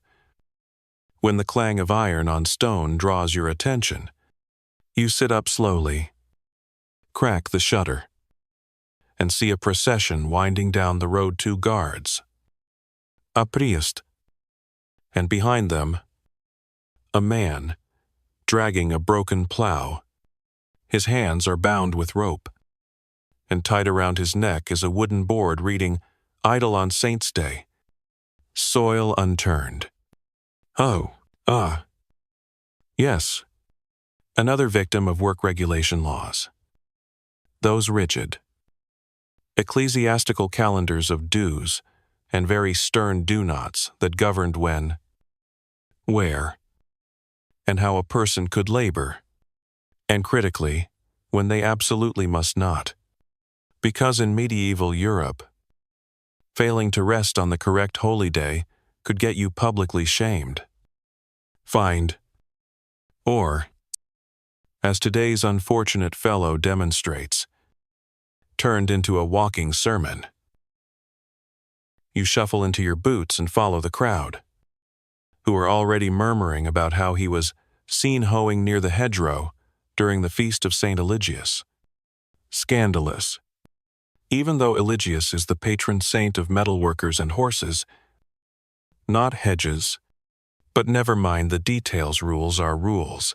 At the center of these laws was a concept that feels quaintly absurd now: labor guilt. Work too much and you offend God. Work too little and you offend everyone else. The holy calendar was jam-packed with over 100 days per year, when work was restricted, sometimes fully forbidden, sometimes conditionally allowed. Mondays after major feasts? Half-days? Fridays in Lent? Absolutely not. Unless you were baking for a monk. Then maybe you hear someone mutter, "At least he didn't mow grass on Michaelmas. Last guy did that, lost his oxen privileges for a season." Historians still argue whether these rules were more about religious piety or community rhythm. On one hand, they ensured shared rest and spiritual reflection. On the other, they were a convenient way for the church to insert itself into every furrow, forge, and fishnet in the land. You reach the square just in time to hear the priest read the day's prohibited labor list. No shoeing of horses, no milling, no hedge repair, no excessive baking. Someone raises a hand. Define excessive? The priest glares. No answer. You suspect any baking done cheerfully might count. You remember stories passed down about work spies, those delightfully nosy folks who peeked over hedges and fences to catch you hoeing a little too eagerly. One tale tells of a man who whistled while chopping wood on the eve of Pentecost. A neighbor reported him. His punishment? Public silence for a week, and a lecture on the dangers of joyful productivity. There were exceptions. Of course. Monks could work during fasts if the labor was for spiritual sustenance, which included cheese-making. Apparently, cheese was very spiritual. Some laws were even hyper-localized. In one village, knitting was banned on St. Margaret's Day. In another, no one could touch a scythe during the second week of Advent unless they wore a specific blue hat blessed by the vicar. One farmer reportedly spent 6 days sewing the hat to finish his barley field. You pass a tailor's stall and overhear 2 men arguing over weaving violations. One claims he saw his cousin spinning wool on the assumption, "I wasn't spinning." The cousin shouts, "I was unspinning." The distinction is debated. Someone suggests a test. Respin the wool backwards and see if a goat sneezes. You decide not to linger. The plow-dragging man is now tied to the post by the chapel. Children walk by and recite lines about holy days, holy ways, idle tools, and worthy praise. It rhymes just enough to be ominous. There's also the coin of exemptiona, small copper token you could purchase from certain monasteries that granted you permission to work on minor feast days, provided you donated a portion of your earnings to the church. You once held one. It had an image of a saint carrying a loaf and a hammer. Very mixed messaging. Later that day, you find yourself near a vineyard where the workers have paused halfway through crushing grapes. Feast of St. Dionysius. One explains, can crush, but not bottle. The air smells like sticky rebellion. One man sneaks a sip from a flask and crosses himself. It's unclear if that counts as balance. You recall the infamous case of the Cabbage Patch Rebellion, when a group of farmers harvested early during a forbidden hour and were sentenced to eat nothing but boiled roots for a fortnight. They emerged pale and furious, muttering oaths about calendar reform. Some towns had punishment fields blots that lay fallow for an entire season, as a symbol of someone's spiritual debt. You pass one now, half-weeded and silent. A sign reads, "Here lies the harvest of pride." A lone scarecrow slumps over, possibly in protest. You sit beneath a tree and listen to a man explain how his uncle once faked a hand injury to avoid being caught chopping wood on St. Apollonia's Day. He bound it with goat fur and claimed divine punishment. The man says proudly, "Kept his wood and got a pity loaf." Haven't it? There were also rumors of underground labor clubs, where people worked quietly in barns or under cloaks, using muffled tools and code words. "We're just dusting hay," they'd say, while threshing wheat in silence. The risk of being caught was high. The thrill, even higher. By evening, the man with the plow is untied. He bows to the crowd, says nothing, and walks off with the wooden board still hanging from his neck. A child waves. He doesn't wave back, probably already thinking about next week's saint and whether mending fence posts counts as soul-endangering toil. You return to your room and glance at your own Chorstay broom left untouched, the bucket of water waiting to be dumped. You whisper to the shadows, "I'll do it tomorrow. Saints willing." Oh. And, as sleep pulls you under, you dream of monks with hammers, fields that sigh, and a world where turning soil can damn a soul. You awaken to a low murmur outside your window. The unmistakable buzz of inheritance, arguments drifting in on the morning mist. Two brothers are in the lane, red-faced and stomping in circles around a small wooden chair. One insists it belonged to their father and is his by first touch, while the other claims it was left in a will by implication. The chair, for its part, seems entirely unimpressed. You roll over and sigh. Time for another long day of medieval property law's weirdest corner inheritance drama. By the time you step outside, the town scribe is on his way with a box of parchment, a quill with questionable feathers, and a scowl that screams, "I was supposed to be copying Psalms today." He sets up shop near the well, ready to transcribe witness accounts, last breath statements, and any other fragment of legal inheritance left by the dearly and recent departed. One thing's immediately clear. Dying cleanly in medieval Europe was practically a miracle. Not because of medicine. No. But because most people didn't leave clear instructions, or if they did, someone almost always claimed the goat-eared will wasn't valid because it had been dictated after a bad fish dinner, or written under duress during a windstorm. The chair dispute escalates when a third sibling shows up waving a faded scrap of linen. This was on his lap when he died. He meant the chair for me. Someone else argues that the deceased once said, while sneezing, "That chair's seen better days."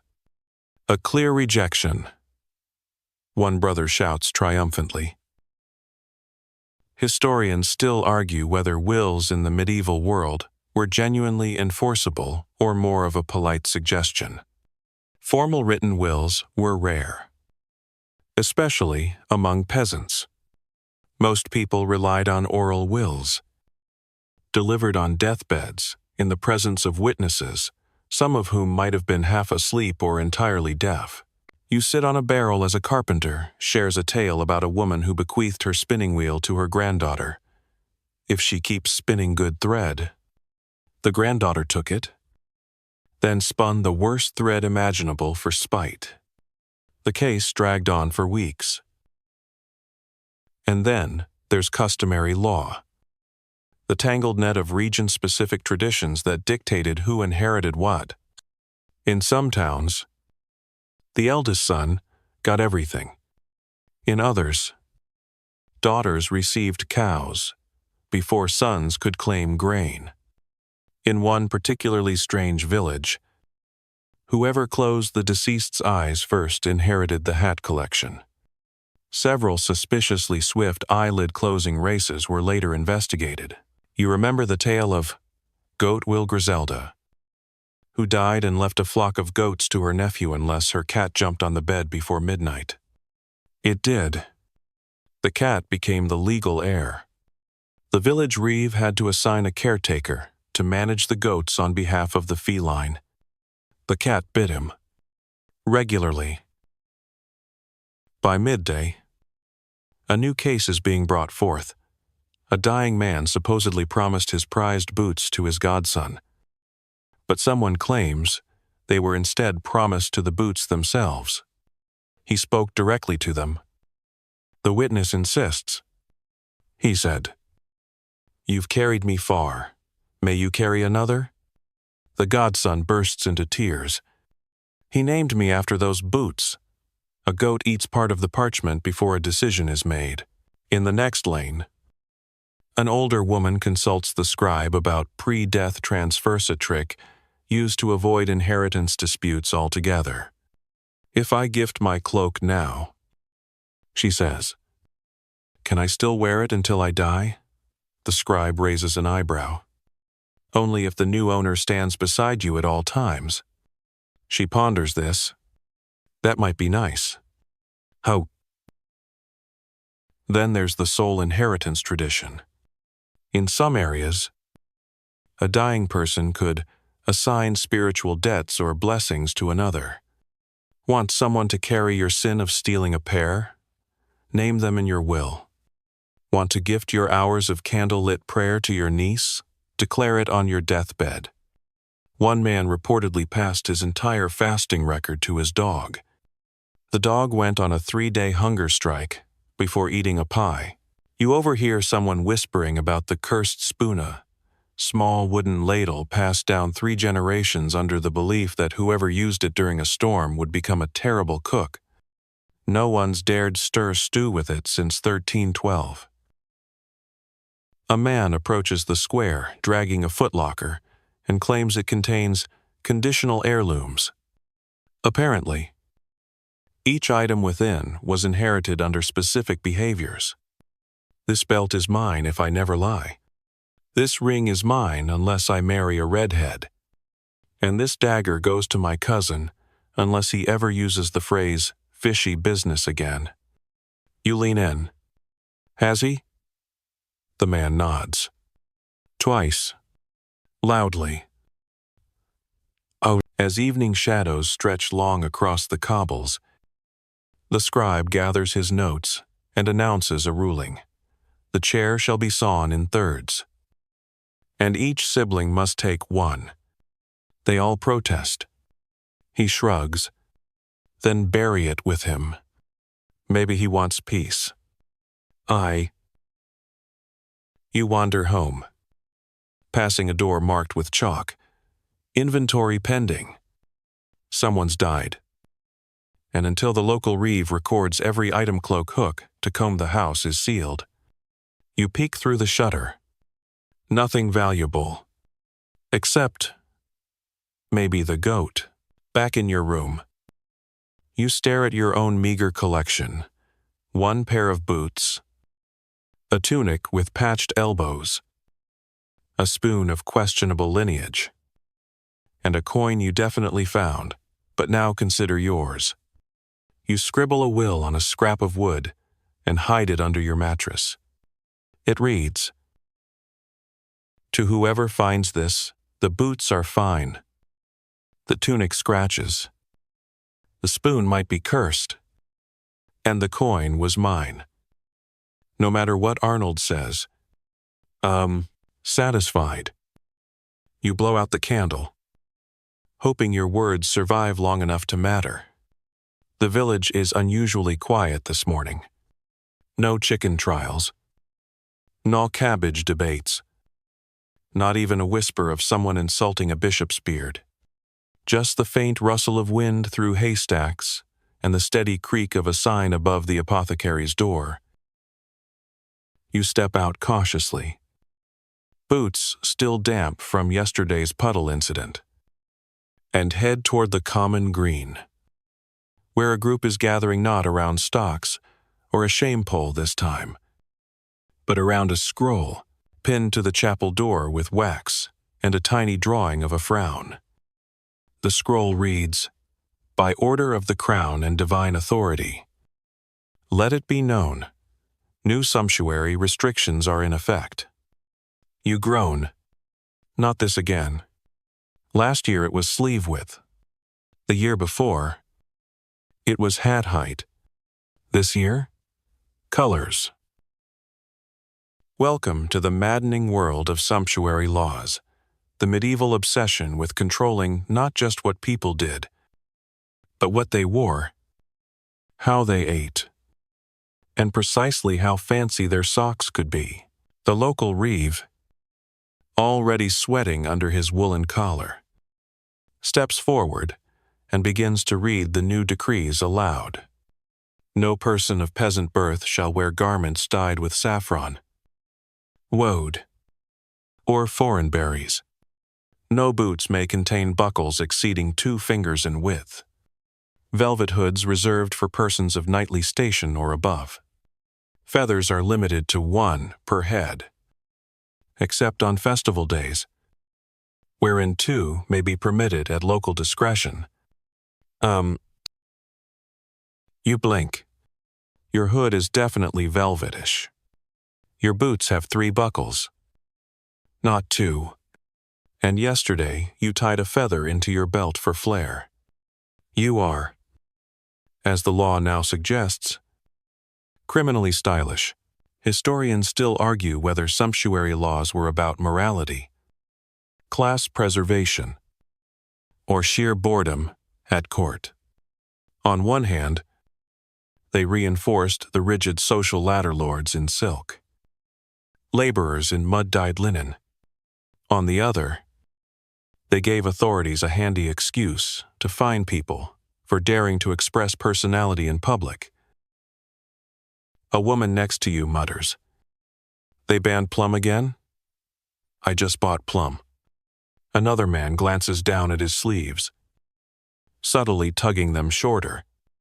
"These are modest," he insists, though the embroidered birds tell a different story. In medieval society, clothing wasn't just fashion, it was a legal identity. Certain furs, like ermine or vair, were restricted to nobles. Gold thread, a crime for anyone below baron status. Even spices fell under similar rules. Nutmeg, cinnamon, and saffron weren't just pricey. They were regulated luxuries. In one town, using too much pepper in a stew was enough to trigger a household audit. You pass the tailor's stall and find him already adjusting his display. Gone are the bold colors, replaced by muted grays and legally approved browns. He sighs. "Just last week a man asked for crimson sleeves. I told him, 'Do you want to be flogged?' You nod sympathetically, then discreetly remove the silver thread from your cuff. There's a rumor going around that a merchant was arrested for having buttons made of bone, a material deemed too opulent for someone without a heraldic seal. He tried to argue they were practical, not fancy. The judge fined him anyway. Fashion is deception. The ruling said, better to appear humble and honest than stylish and suspicious." You recall the tale of Lady Mirabelle. who disguised herself as a maid to escape a wedding she didn't want. The ruse failed not because of her voice or her manners, but because she wore shoes with dyed laces, a luxury forbidden to maids. The guards spotted them immediately. She later married the shoemaker instead. Romantic, if illegal, in the square. A small booth has been set up for garment inspections. 2 constables stand nearby with color swatches and a measuring stick. People queue nervously, holding out sleeves and collars. One man is sent home to remove the inappropriate sheen from his belt. Another is issued a warning for gilded buttons suspiciously resembling royal insignia. He insists they're frogs. No one's convinced. Children are caught up in it. 2. A boy is scolded for wearing his father's hat. You have not earned that brim. The reeve says, gravely. The boy hands it over. The hat is placed in a box labeled confiscated aspirations. Of course. Enforcement. Faris. In some towns, reeves were known to accept bribes of baked goods in exchange for forgetting to report a lace trim or illicit brocade. You once watched a baker trade 2 pies to avoid being fined for a tunic that glistened too confidently. Fair trade, you thought. You stop by the chapel to see the latest sumptuary notices nailed beside the commandments. The list is long and growing. No glass beads on non-festival days. No foreign embroidery unless publicly approved. No purple without documentation. No silk kerchiefs with hidden verses woven into the trim. You glance at your kerchief. It's plain. Probably, in the market. A tanner proudly announces he's developed a legal brown dye blend. Patchy and aggressively compliant. It's selling well. A weaver next to him displays a scarf that's entirely gray, except for one secret thread of red on the inside hem. It doesn't show, she whispers, but I know it's there. Rebellion. Woven in silence. As the sun begins to sink, the reeve finishes his final round of the square. No ribbons above the knee. No glittering cuffs. No fabrics that rustle too luxuriously. He eyes you. You smile innocently and clutch your utterly forgettable cloak. You wander home, mentally inventorying your wardrobe. The feather has to go. The shiny boots need dusting. That tunic with the green stitching? Probably best left for winter. You fold everything into a trunk and mutter to yourself. Dress meek. Dream loud. Before sleep, you pin a tiny scrap of red thread inside your sleeve. Not enough to see. Just enough to remember. The rooster crows. Again. And you swear it's growing smugger by the day. You groan. Pull the blanket over your face. And consider faking a fever. But no, today's summons is non-negotiable. You're expected at the chapel courtyard for something less ridiculous than fashion laws and less fiery than trial by hot iron. This morning, you'll witness one of the more orderly slices of medieval nonsense, guild law in action. You slip into your boots, gulp a sip of watery ale, and head out. The square is already bustling, with banners fluttering and men in matching tunics parading around like roosters in aprons. The Butchers' Guild has arrived early and planted their flogga cleaver crossed over a lamb band. Now they're arguing with the fishmongers, whose emblem features a trout wrapped in ribbon. For reasons no one fully remembers, guilds were medieval Europe's way of keeping professions tidy. Exclusive. and occasionally dramatic. If you wanted to cobble shoes, you had to be in the Shoemakers Guild. Want to sell feathers?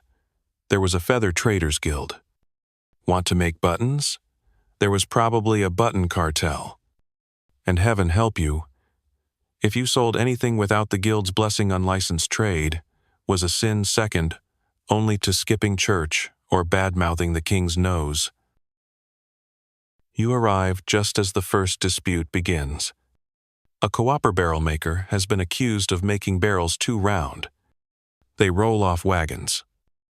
The baker complains, "My loaves were injured." The cooper shrugs, "I followed guild curvature standards." A scribe scribbles. The guild master squints and nods. Next time, aim for oval. Justice delivered. Guilds weren't just clubs. They were legal bodies with the power to fine, banish, and occasionally confiscate your tools. Some even had guild courts, complete with robes, wax seals, and arguments about whether a sausage was over-seasoned beyond allowable spice quota. Historians still argue whether guilds preserved quality or just gate-kept profit. On one hand, they protected tradespeople from undercutting. On the other, they were perfectly happy to charge you a week's wages for the right to sell socks on Tuesdays. Socks made by hand, in approved thread, in the approved color, probably brown. A boy walks past holding a sign that reads, "Trial today, broom maker versus brush seller." You follow him to the next stall, where a mustachioed man is pointing at a bristly object. "It's a brush," he insists. "Not a broom." His rival snorts. "It sweeps.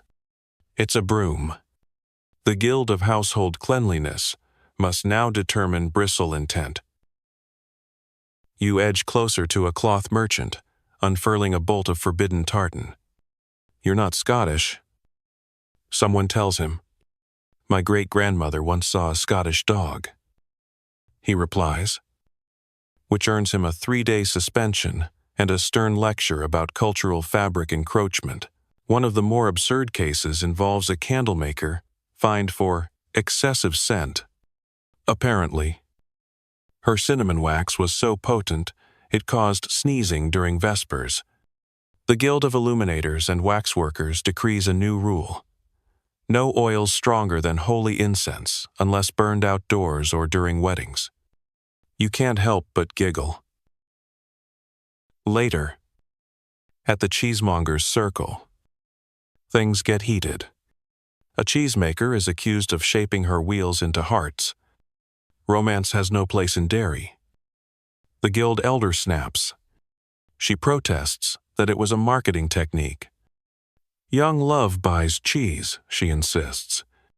The verdict: heart-shaped cheese only allowed on feast days, and only if stamped with the guild seal.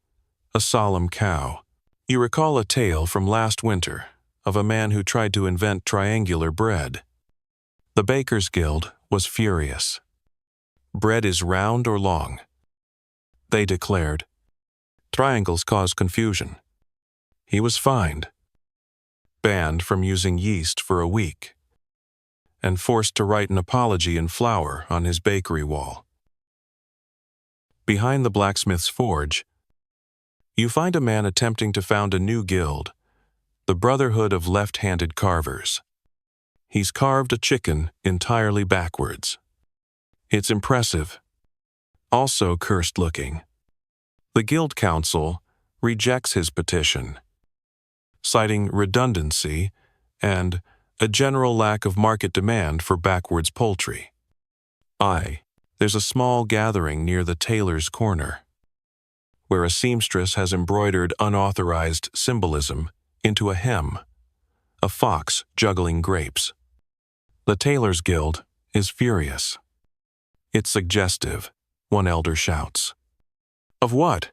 the seamstress asks innocently. The debate rages, until a local priest suggests it might be a parable of gluttony or deceit. No one's sure. They settle on both. Guild hierarchy was strict. Apprentices swept floors and dyed fabric for years before becoming journeymen. And becoming a master? That required a masterpiece, a perfect item crafted under supervision. You once saw a candle maker attempt a triple-wick beeswax rose. It melted. He wept. The guild assigned him to wick duty for the next 6 months. By mid-afternoon, guild banners wave like battle standards, and an impromptu competition begins. The great bread weigh-in. Bakers must prove their loaves meet both weight and crust quotas. One man is caught stuffing his loaf with pebbles. He's disqualified, shamed, and offered a job in the stonemasons' guild. You wander over to a final gathering, the Guild of Unusual Instruments, where a man demonstrates a goat bladder accordion. It sings when you squeeze it, he says proudly. It does. Poorly. But he's accepted into the guild on charm, alone. Somewhere. A cowbell rings in celebration. As the sun dips low, guilds begin packing their banners, balancing scales, extinguishing scented candles, and folding disapproved embroidery. You pass the brush seller still, muttering about bristle thickness and the cooper, now redesigning his barrel with a flatter side.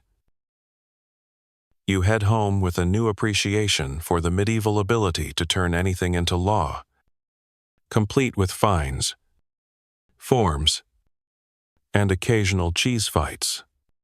You take one last look at your boots hand sewn, slightly mismatched, but definitely guild legal. Tonight, you sleep, knowing that, for now, you owe no fines. You belong to no guild. But if one ever forms for sarcastic sighing and dramatic internal monologues, you might just apply. You wake to the unmistakable creak of wheels and a rhythmic thump just outside your window. A cart rolls slowly down the lane, carrying a particularly grim passenger, a corpse, draped in rough linen, pall of feet exposed. Its companion is a thin man in clerical robes, holding a bell in one hand and a scroll in the other. Bring out your grudges, he calls cheerfully, as though he's hawking pies. You blink, then groan. It's Death Law Day, again a time when the living settle their unfinished business with the dead. Because in medieval Europe, even death didn't always get you out of legal trouble. In fact, for some people, dying meant the start of a whole new kind of paperwork nightmare, and maybe a posthumous trial. No pressure. The cart stops in front of a modest house. A man steps out, holding a spoon. This, he says solemnly, was my mother's, and she said it was mine. Then she died, and now my cousin says it's his. I demand resolution. And the priest nods. Was the spoon promised before or after the death rattle? Before. During pudding. Oh, pudding is legally binding. The priest agrees. A note is taken. The spoon is tagged. Another life and death mystery filed away for ecclesiastical review. This is the realm of post-mortem justice, a surreal mixture of sacred belief, superstition, and the ever-present medieval fear that a restless ghost might come back to demand their shoes, or their cow, or vengeance. Sometimes, it wasn't about objects. It was about guilt. A widow might confess her husband was poisoned, but only after he'd been buried. A tanner could reveal he'd shorted the church tithe for 15 years. And then there were the accusations made against the dead, often decades after they'd gone cold. Historians still argue whether these practices were about accountability or theater. What's undeniable is that medieval people believed the soul's journey didn't begin until earthly business was done. Debts, insults, stolen cabbages, they all had to be resolved. Or else the dearly departed might become the dearly annoyed undead. One of the most bizarre customs involved exhuming the body for trial. In serious cases, treason, heresy, or unpaid debts, the dead could be dug up, dressed in formal clothes, and propped in a chair while charges were read. Witnesses would testify. Evidence was presented. Sometimes the corpse would be sentenced to symbolic punishments, excommunication, property Zeitzur, or awkwardly reburial outside consecrated ground. You once heard about a nobleman whose corpse was fined for stealing church land. His family had to donate 3 goats and a stained glass window just to get him moved back inside the cemetery fence. There's a crowd gathering now around a coffin laid open in the square. A reeve reads aloud from a parchment. Sir Harlan of Birch was accused of selling watered wine and insulting a bishop's horse. Though he is no longer able to respond, the town shall vote, guilty or innocent. Someone mutters. The bishop's horse was ugly. A few heads nod. A small girl raises her hand. What happens if we say guilty? The reeve clears his throat. Then his estate is fined, and he is denied feathered wreaths on All Saints' Day. Harsh, but standard. Meanwhile, over by the smithy, 2 women argue about a murderous pot. Apparently, a man had tripped over it and died. Now, his widow claims it was intentionally placed to cause harm. The pot is brought to the square, examined for intent. A priest blesses it. A child knocks it over again. A ruling is deferred. Nearby, a faded sign reads, "Do you suspect a ghost? Report to the monastery." Because if you believed the dead were haunting your home over unresolved disputes, the church offered a service known as soul appeasement litigation.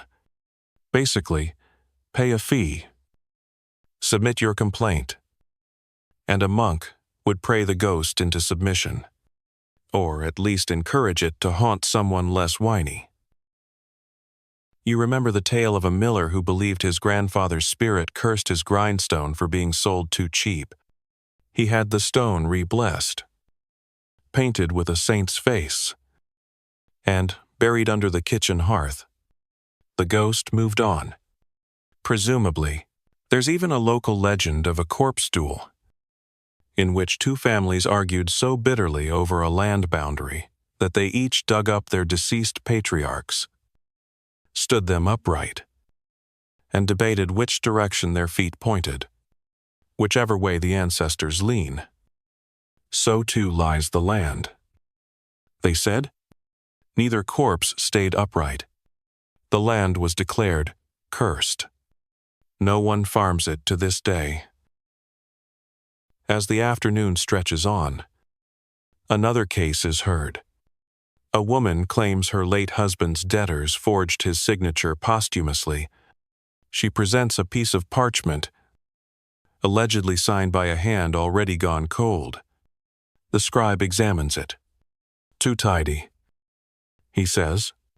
Death wobbles the wrist. Then there are posthumous pardons, often used to correct injustices. You once watched a young boy read a tearful apology over the grave of a woman once labeled a thief. A local priest, moved, declared her name restored. He planted rosemary and wrote, "Forgiven," on her old headstone with chalk. Rain took it within an hour, but the memory lingered. Toward evening, the cart moves slowly down the hill, toward the burial ground, now heavier with scrolls than bodies. One final dispute is I read a woman's sobs, claiming her brother's soul can't rest because someone else took his boots after the funeral. The accused lifts a foot.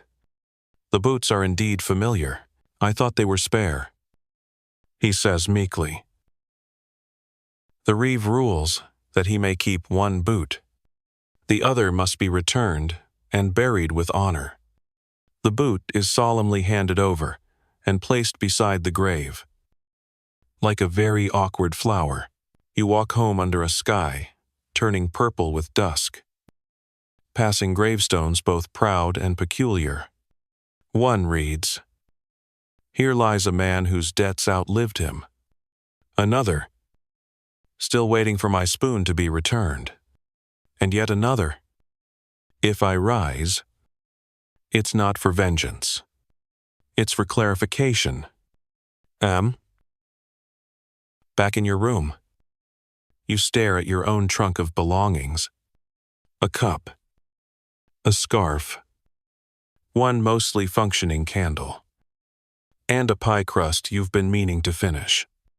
You wonder what someone would argue over when you're gone. The cup. Probably. It does have a nice handle. You scrawl a note and slide it under the trunk. To be buried with one shoe, one joke, and 0 unresolved debts. Preferably the left shoe. It fits better. Then you drift into sleep, whispering a promise to remember the dead, not just their names, but their unfinished business. The knock comes before dawn. Soft, slow, and annoyingly polite. You squint through the gloom, shuffle across the floor, and open the door to find a man holding a scroll and wearing an expression that screams minor authority. "Summoned," he says simply, then hands you the parchment. It's sealed with a wax emblem that resembles a turnip wearing a crown. Royal Proclamation Enforcement Day. You sigh and start pulling on boots. It's too early for laws, especially these kinds of laws. You head toward the square, which is already filling with villagers and travelers. At the center stands a wooden platform draped in velvet, upon which sits a slightly crooked throne. Beside it, the royal heralda man, who has definitely used too much beard oilus, unrolling a scroll that might actually reach the moon. By order of His Most Radiant Majesty, King Everard III, blessed of boot and tongue, he begins, with dramatic flair and 0 self-awareness. This is how royal decrees work.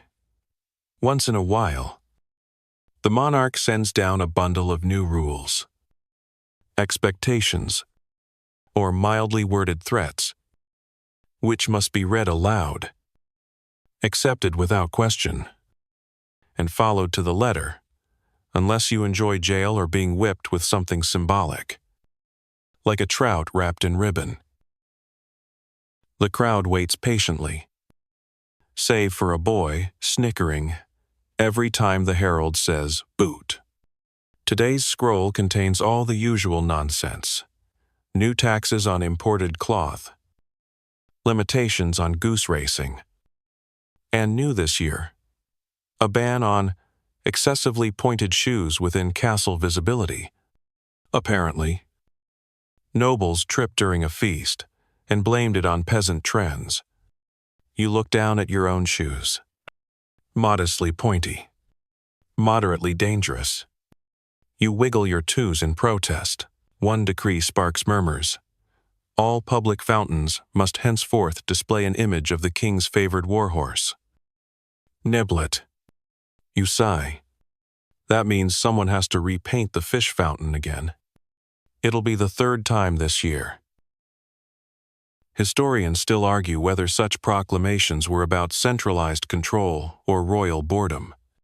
Certainly, they could be serious declaring war, ending disputes, calling for harvest levies, but more often, they served as a reminder. The king sees you. And also, he really hates purple onions. A merchant leans over and whispers, "Remember when he banned turnips over 3 pounds? My whole crop had to be sold as decorative." You nod sympathetically. One man once tried to disguise his turnips as fancy apples. No one bought it. Literally. Next comes the announcement that every town must send one singer to the capital for a festival honoring the Queen's birthday. The singer will be judged on vocal clarity, appearance, and, oddly, footwear, compliance. You look around. Half the crowd suddenly becomes very quiet. The town bard tries to slip behind a barrel. Unsuccessfully, another proclamation. Any citizen found impersonating nobility shall henceforth be required to apologize in public verse. Last month, a farmer wore a velvet cloak on a dare. His poem rhymed hay bale with epic fail. It was not well received. Then comes the surprise. A royal inspector is visiting next week to evaluate whether the town's laws reflect proper loyalty.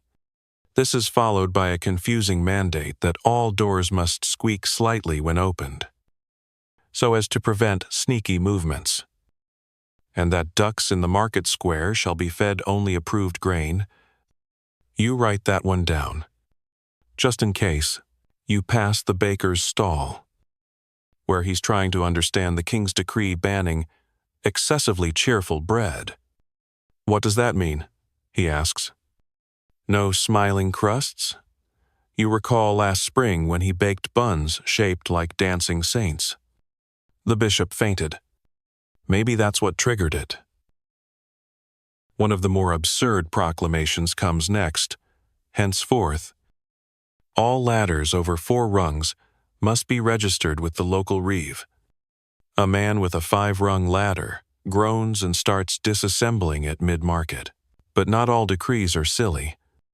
Some are terrifying in their vagueness. Like today's, anyone found spreading discontent via idle speech shall be subject to reflective questioning. No one knows what that means. Last time, a woman was made to stare into a mirror for 3 hours while being asked if she truly meant to say the reeve socks were a bit shouty. You hear whispers about secret royal codes embedded in the proclamations.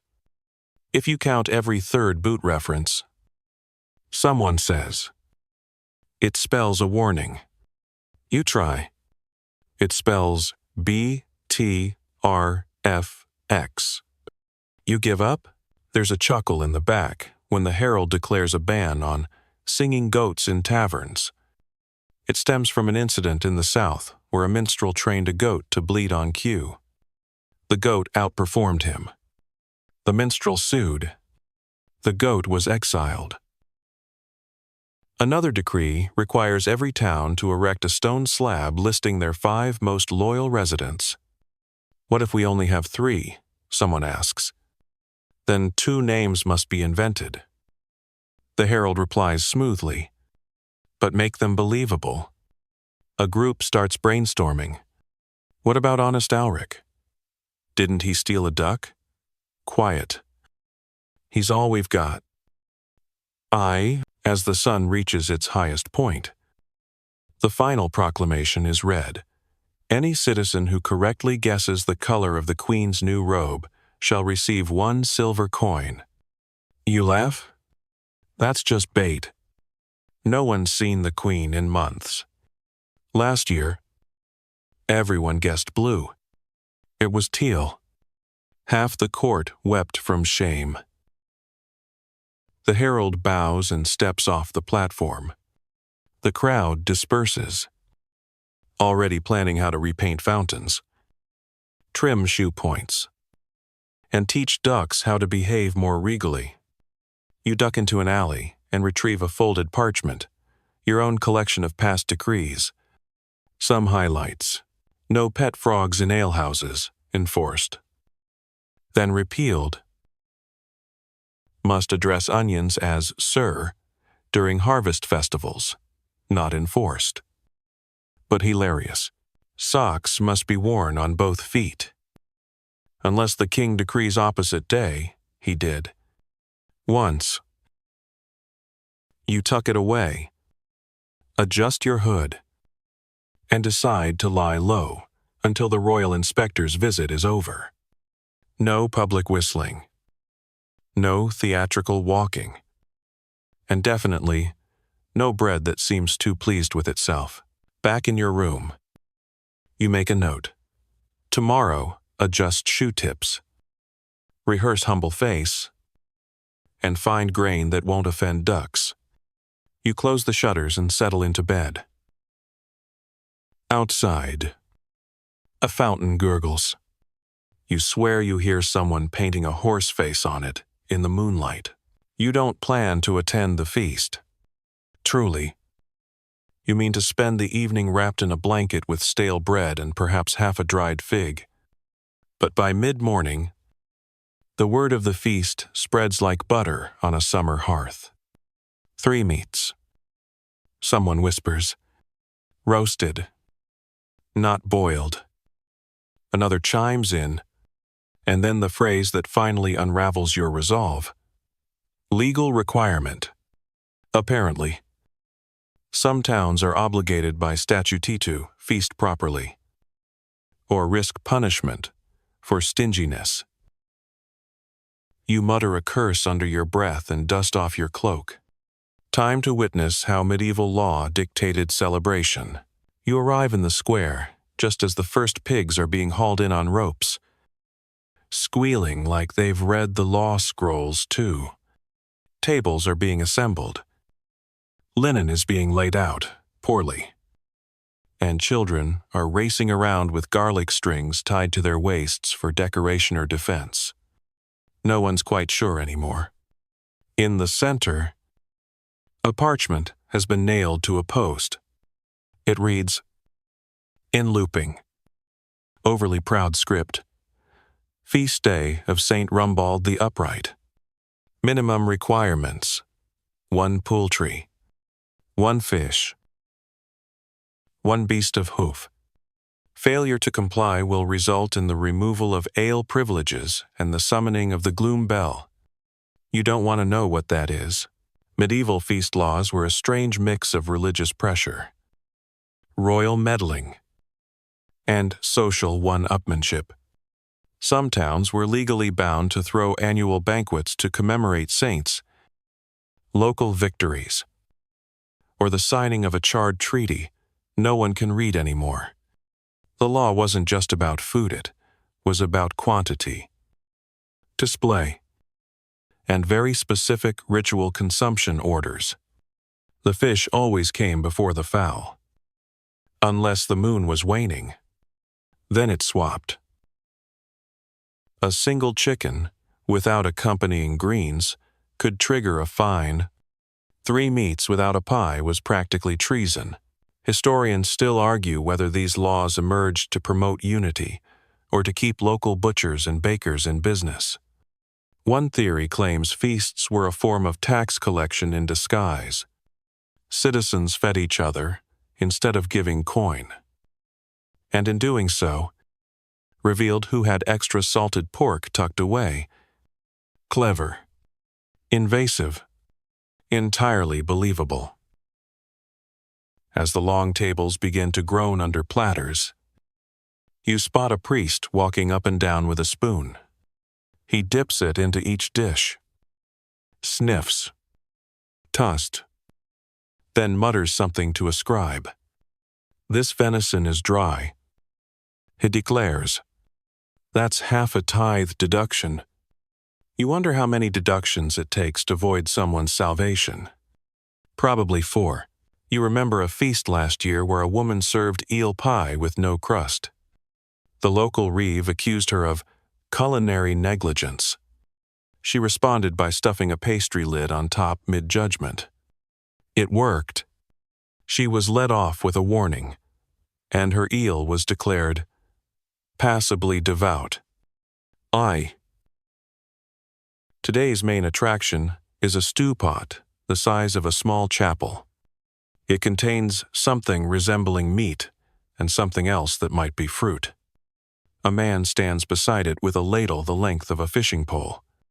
It's traditional, he says, from before the calendar was corrected. No one challenges him.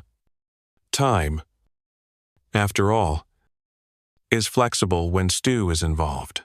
A new rule is read aloud. No meal shall be begun before the ringing of the community tongue bell. A boy assigned to the bell is currently using it as a seat.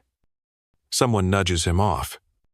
It rings out with a sad, metallic thump that sounds less like a call to eat and more like a cow's sigh. Good enough.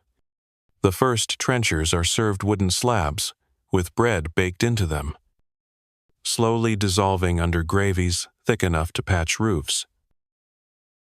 You take one, smile politely, and hope nothing inside is still blinking. Near the edge of the square, a judge scribbles into a ledger. His task is to assess the meat-to-guest ratio. If a feast has too few dishes per person, it can be classified as frugal, which carries a small fine and the ceremonial extinguishing of a candle on the town altar. If it has too many, it becomes ostentatious, and someone is required to donate a pig to the monastery. No one wants to be the pig donor. Everyone does mental math while chewing. Suddenly, a cry erupts. The pudding's late. A hush falls. You glance around. Dessert tardiness is a serious issue. Feast laws often required a sweet course within 1 bell's toll after the last meat. A boy runs in, holding a raisin tart the size of a helmet. He's cheered. The priest blesses the pie, and someone weeps from relief. You overhear a man boast that his cousin in a neighboring village once staged a fake feast to dodge punishment. They used wooden chickens and painted fish. Did it work? Only until the bishop tried to cut one. He pauses. The cleaver bounced. Lesson learned. Paint doesn't taste like poultry. At your table, someone passes you a bowl of legal greens, which seem to be boiled leaves with extra salt and an apologetic texture. They're compliant. A woman says proudly, picked before noon, served with vinegar. No root vegetables mixed in. You eat a forkful and instantly feel 5% holier. By late evening, the ale is flowing. The meat is mostly gone. And the reeve announces the meal has met all legal thresholds. The gloom bell remains untouched. The town retains its right to merriment. Children run by carrying leftover bones like trophies. Someone starts singing about St. Rumbald and a trout. You don't know the tune, but you hum along. As you walk home, stuffed with goose and something suspiciously plum-like, you reflect on how much energy medieval folks poured into eating just the right amount of food, at the right time, with exactly enough ceremony to avoid divine disappointment. You glance up at the moon, wonder if it's waxing or waning, and vow never to forget the pudding again. Your cloak smells like roasted meat. Your fingers are sticky from syrup. Your stomach is unsure whether it's grateful or resentful. But your town won't be fined. The feast was legal.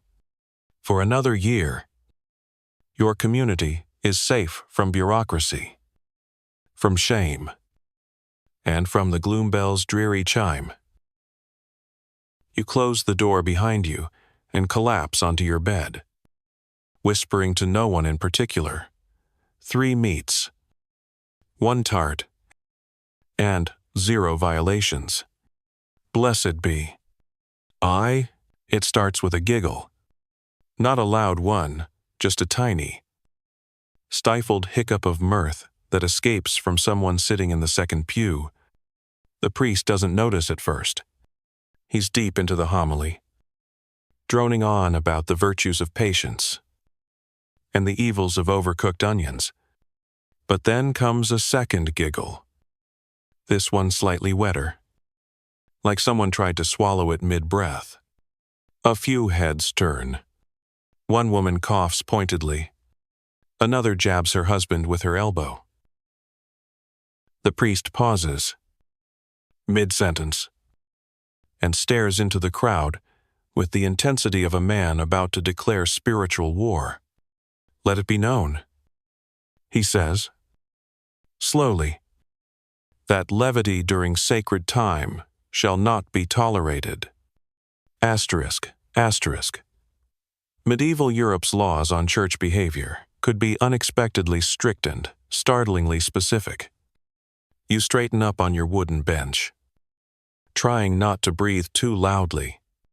The air smells like damp wool and old incense. A child sneezes and earns a death stare from an elderly nun. The giggler has gone silent, possibly having transformed into pure shame. Somewhere behind you, a shoe creaks. The tension in the chapel thickens like stew left too long on the fire.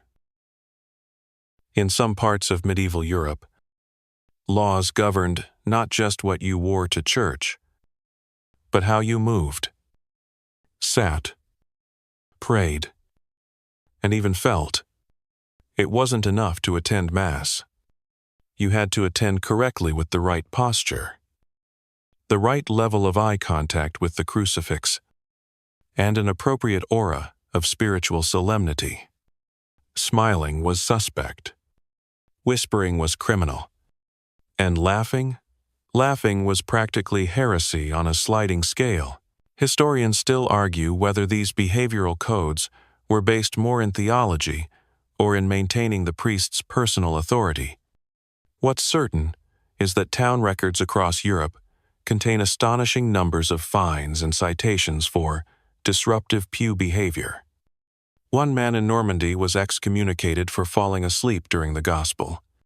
Another in Bohemia received 20 lashes for humming a tavern tune while waiting in the communion line. A reeve once told you about a parishioner who was caught raising his eyebrows too dramatically during the bishop's reading of Leviticus. Was it mocking? The bishop asked. Or just facial restlessness? The court couldn't decide. But the man was still made to confess in front of a wooden carving of St. Eustace. The carving had particularly judgmental eyebrows of its own. You glance up now and notice the painted saints watching from every stained glass window. Their eyes seem to follow you. They always do. You lower your gaze to your hands, folded demurely in your lap. It's best to look obedient when surrounded by angels with gold halos and possibly vengeful expressions. Suddenly, a baby squeals. It's not crying, just squealing like someone poured cold ale down its tunic. The priest stops again, and the mother looks like she wants to crawl under the pew and live there forever. If we cannot uphold silence, the priest intones, then how shall we hear the whispers of heaven? Someone else whispers. That's ironic. You bite the inside of your cheek. Of course, not all church laws were about sound. Some governed motion. In a few regions, walking backward inside the sanctuary was strictly forbidden, as it was believed to confuse angels and invite demons. You recall a story of a man who backed up to let his wife pass and was fined for tempting darkness via foot direction.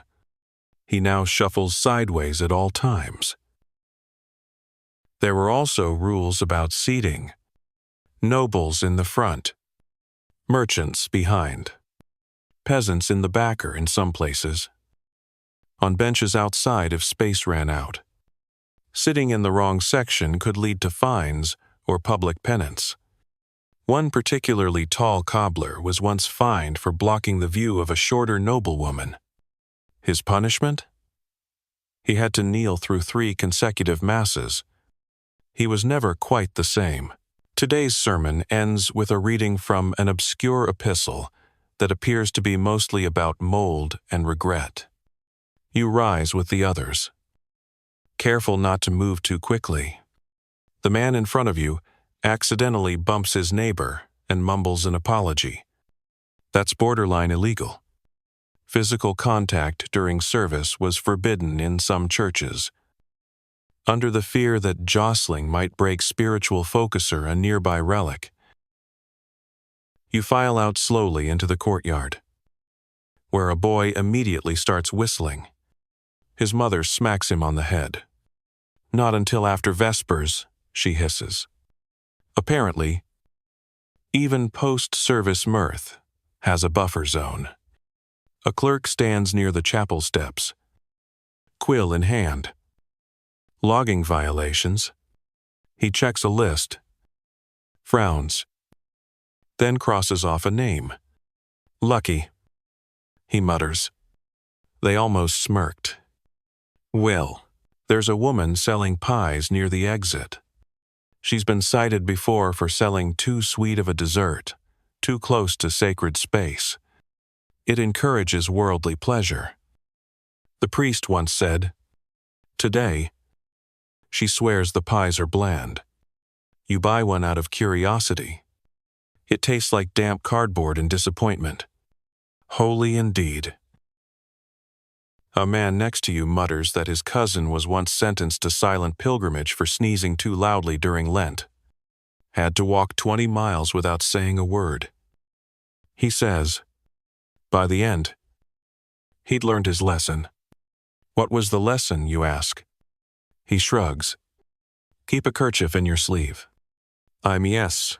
There's also that strange case from the northern provinces where a group of parishioners were fined for excessive facial enthusiasm during a hymn. The local bishop claimed their expressions bordered on blasphemous joy. They were required to attend a month of tone training, during which they practiced, appearing delighted without actually smiling. A deeply confusing course. Back home, you light a candle and pull out your own list of approved church behaviors, which includes sit straight, respond only when cued, blink moderately, and avoid gestures that might resemble sarcasm. You add a new one. If tempted to laugh, bite tongue and picture. Last winter's turnip stew.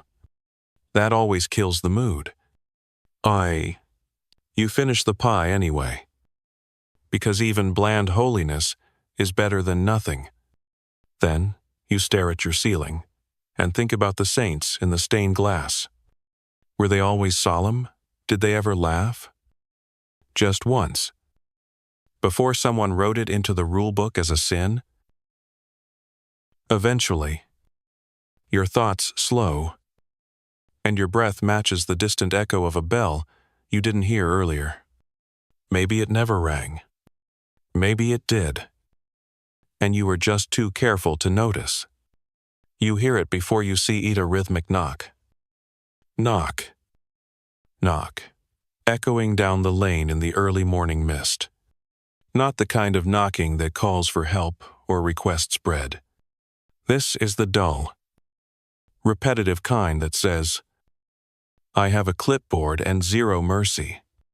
You peer through the shutters, 4 figures in drab green tunics, carrying scrolls, wooden staves, and expressions as flat as unbuttered porridge. are moving from door to door. You sigh. It's behavior review day. Again, the town's annual civic conduct assessment has arrived, and you're now living under the eyes of the kingdom's most joyless auditors. You quickly tuck away your embroidered handkerchief, smooth your tunic, and try to remember if you accidentally smiled in public in the past week. In medieval towns, laws about behavior weren't just guidelines. They were enforced, documented, and occasionally dramatized with processions. Officially, it was called the General Good Order Ordinance. But most people just called it Don't Be Suspicious Week. It wasn't about theft, violence, or property damage. No, those were for the constables and hangmen. This was about the little things. Whispering in chapel, laughing at the wrong moment, owning a decorative spoon that might be interpreted as decadent. The assessors reach the square. Unroll. A scroll so long, it curls like a noodle at the end. And begin. By order of the Reeve and approved by council. This week marks the quarterly survey of civic temperament and moral alignment. All townsfolk shall submit to observation, reflection, and, if necessary, brief correction. You've never been more afraid of a word like reflection.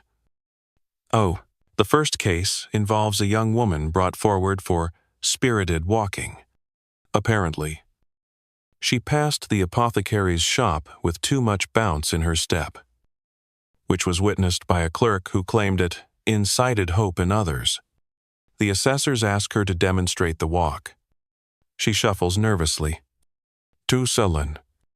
They ask again. This time, she adds a little swing. Reckless.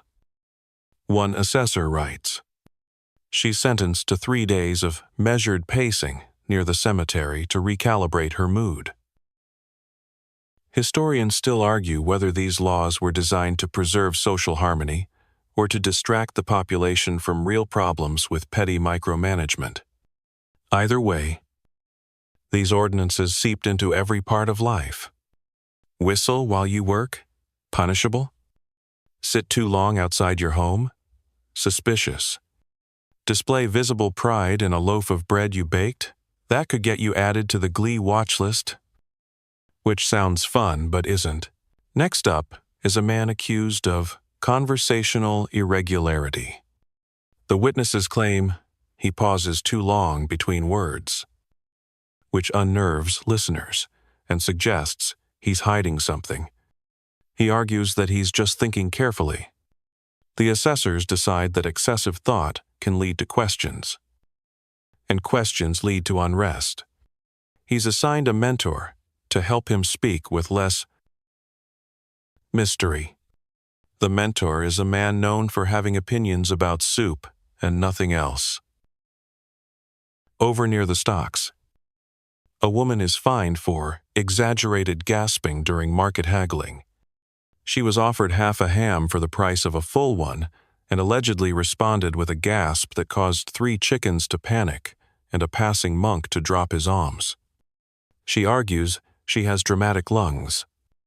The assessors note possible showmanship tendencies and recommend vocal restraint until Advent. You recall the infamous potato snicker trial of last autumn, when a farmer was fined for chuckling while peeling root vegetables. A neighbor overheard and reported it, suspecting the laughter was directed at her crooked fence. It wasn't, but intent was impossible to prove. He was banned from starches for a week. By midday, the assessors have moved into the home inspection phase. They knock, enter, and observe how people live when they think no one's watching. Is your broom too clean? You're probably overcompensating. Too dusty? Slothful. One poor soul is accused of performative humility. because his tablecloth was intentionally stained to look poorer than he was. Humility must be authentic. 1. Assessor sniffs. The man offers to be slightly more smug to balance things out. He is not amused. Your turn arrives before you can hide under the bed. An assessor enters, glances around your modest room, pauses at your candle. This wax smells faintly of mint. You panic. It's accidental. You say, "I was storing it near a herb loaf." He writes something on the scroll. Unintentional indulgence. Moderate severity. You are assigned a task. Sweep the road in front of the chapel. But only at dusk. And only while humming a minor chant. You thank him sincerely. Then remember, sincerity is risky, and quickly add a grimace for balance. One woman is cited for over-polite responses. Apparently, she said, "Thank you," 7 times in a row after being handed a turnip. The assessor believes this indicates either sarcasm or a craving for approval. She's given a courtesy quota, no more than 3 pleasantries per transaction. She weeps quietly. That counts as 1? Someone whispers. A boy with a too cheerful hat is ordered to tone it down. He suggests removing the feather. The shape of the brim is inherently jolly. The assessor replies. The boy folds it into a triangle. Now he's accused of attempting a festive origami stunt. He's sent to reflect in the sheep enclosure. The afternoon grows long. A man is investigated for suspiciously rapid wood chopping. Productivity with no pauses is a sign of either excessive pride or hidden musical rhythm. They explain, he tries, chopping slowly. Now he's accused of laziness. He is assigned moderate chopping. To be supervised. One of the more ridiculous moments comes when a woman is accused of eye misconduct. Specifically, eyebrow lifting during pastry exchange. She claims she was reacting to the raisin count. They say it read as judgmental. She offers to keep her eyebrows still for a month. They accept. She's given a forehead cloth to help. There's even a dog trial. Not because the dog did anything wrong, but because its wagging tail made people feel joy at inappropriate times. The owner is fined for unsanctioned positivity through animal proxy. The dog gets a biscuit anyway. The dog, unlike everyone else, seems to be having a great time. As the sun dips and shadows stretch across the cobbles, the assessors pack up their scrolls. They nail one final parchment to the post in the square. It reads, Today's behavioral violations, 43. Suggested corrections, 71. Town Harmony Index, moderate. Glee risk, contained. You're not sure what to make of that last one. But it sounds like you'll be allowed to keep your candle. You trudge home under a sky the color of old wool. Your shoulders stiff from trying not to look too alert, too tired, too curious, or too indifferent. You pass your neighbor, who is walking carefully while muttering a neutral phrase. It is a day. It is a day. It is a day. Probably part of his assigned penance. You nod, but not too earnestly.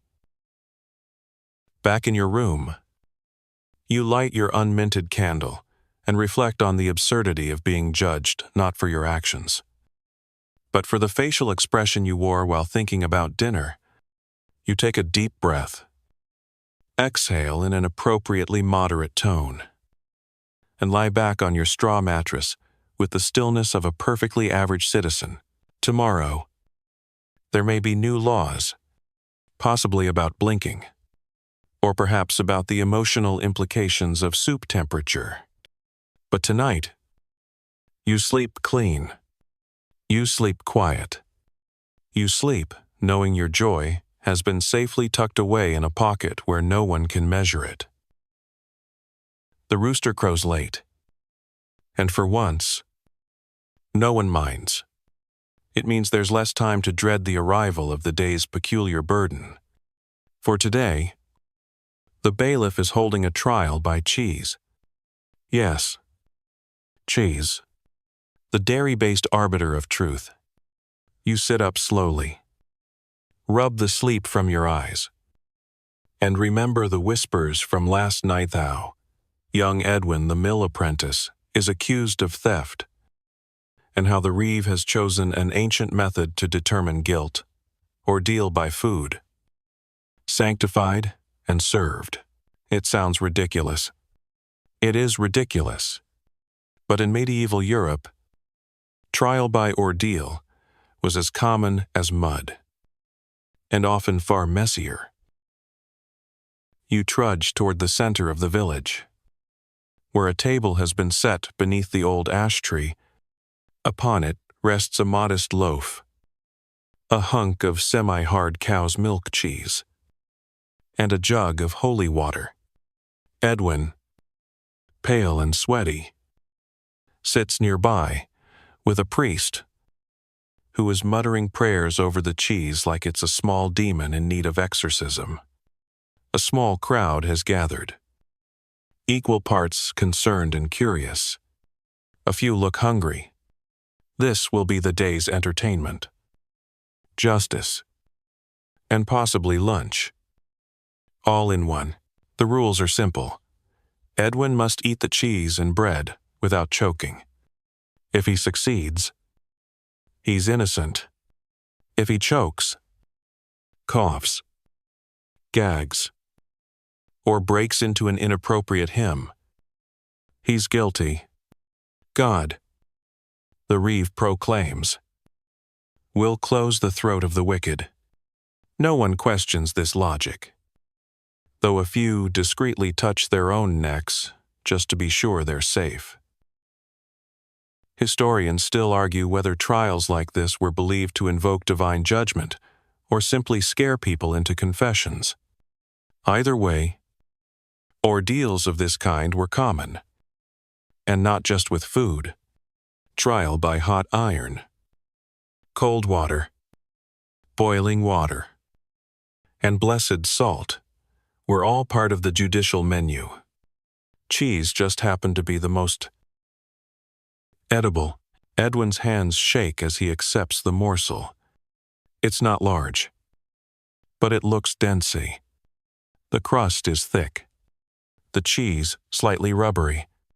A bad combination under pressure. The priest finishes his blessing with a dramatic flourish, and everyone leans in. Edwin takes a bite, chews, swallows. A pause. He coughs once, but it's dry, not definitive. Then he swallows again, and breathes. The reeve frowns. The priest nods. The crowd murmurs. Innocent? The priest says reluctantly, or at least not cursed. Edwin is released. His mother bursts into tears. His friends offer him leftover crusts in triumph. Someone pockets the cheese rind, presumably for luck. Not everyone's so fortunate. You recall the tale of a blacksmith who underwent ordeal by hot iron force to carry a glowing rod 3 paces. His hand was then wrapped and left for 3 days. If it blistered, he was guilty. Spoiler, it blistered. They all did. He lost a hand and gained a legend. People still say his hammer rang with regret. Today, a second ordeal is planned. A woman named Aldith has been accused of cursing her neighbor's goat. The goat stopped producing milk and began bleating what sounds vaguely like profanity. Her trial is by holy water dunking. A barrel is filled, prayers whispered. She is lowered in gently by two strong women and instructed not to flail. If she sinks, she is innocent. If she floats, she's a witch. Either way, she's going to be cold and embarrassed. She floats. Witchcraft is suspected. The reeve intones. She protests. It's because I'm wearing 6 layers of wool. No one listens. The barrel is upended. The goat continues to swear. Aldith is put under observation and told not to look at any crops for 3 days. You glance down at the worn leather band around your wrist, once given to you by a friend who barely escaped ordeal by silence. Accused of lying, he was required to remain completely mute for 3 days.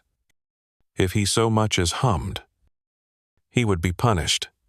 He made it 2.5 days before a bee landed on his toe.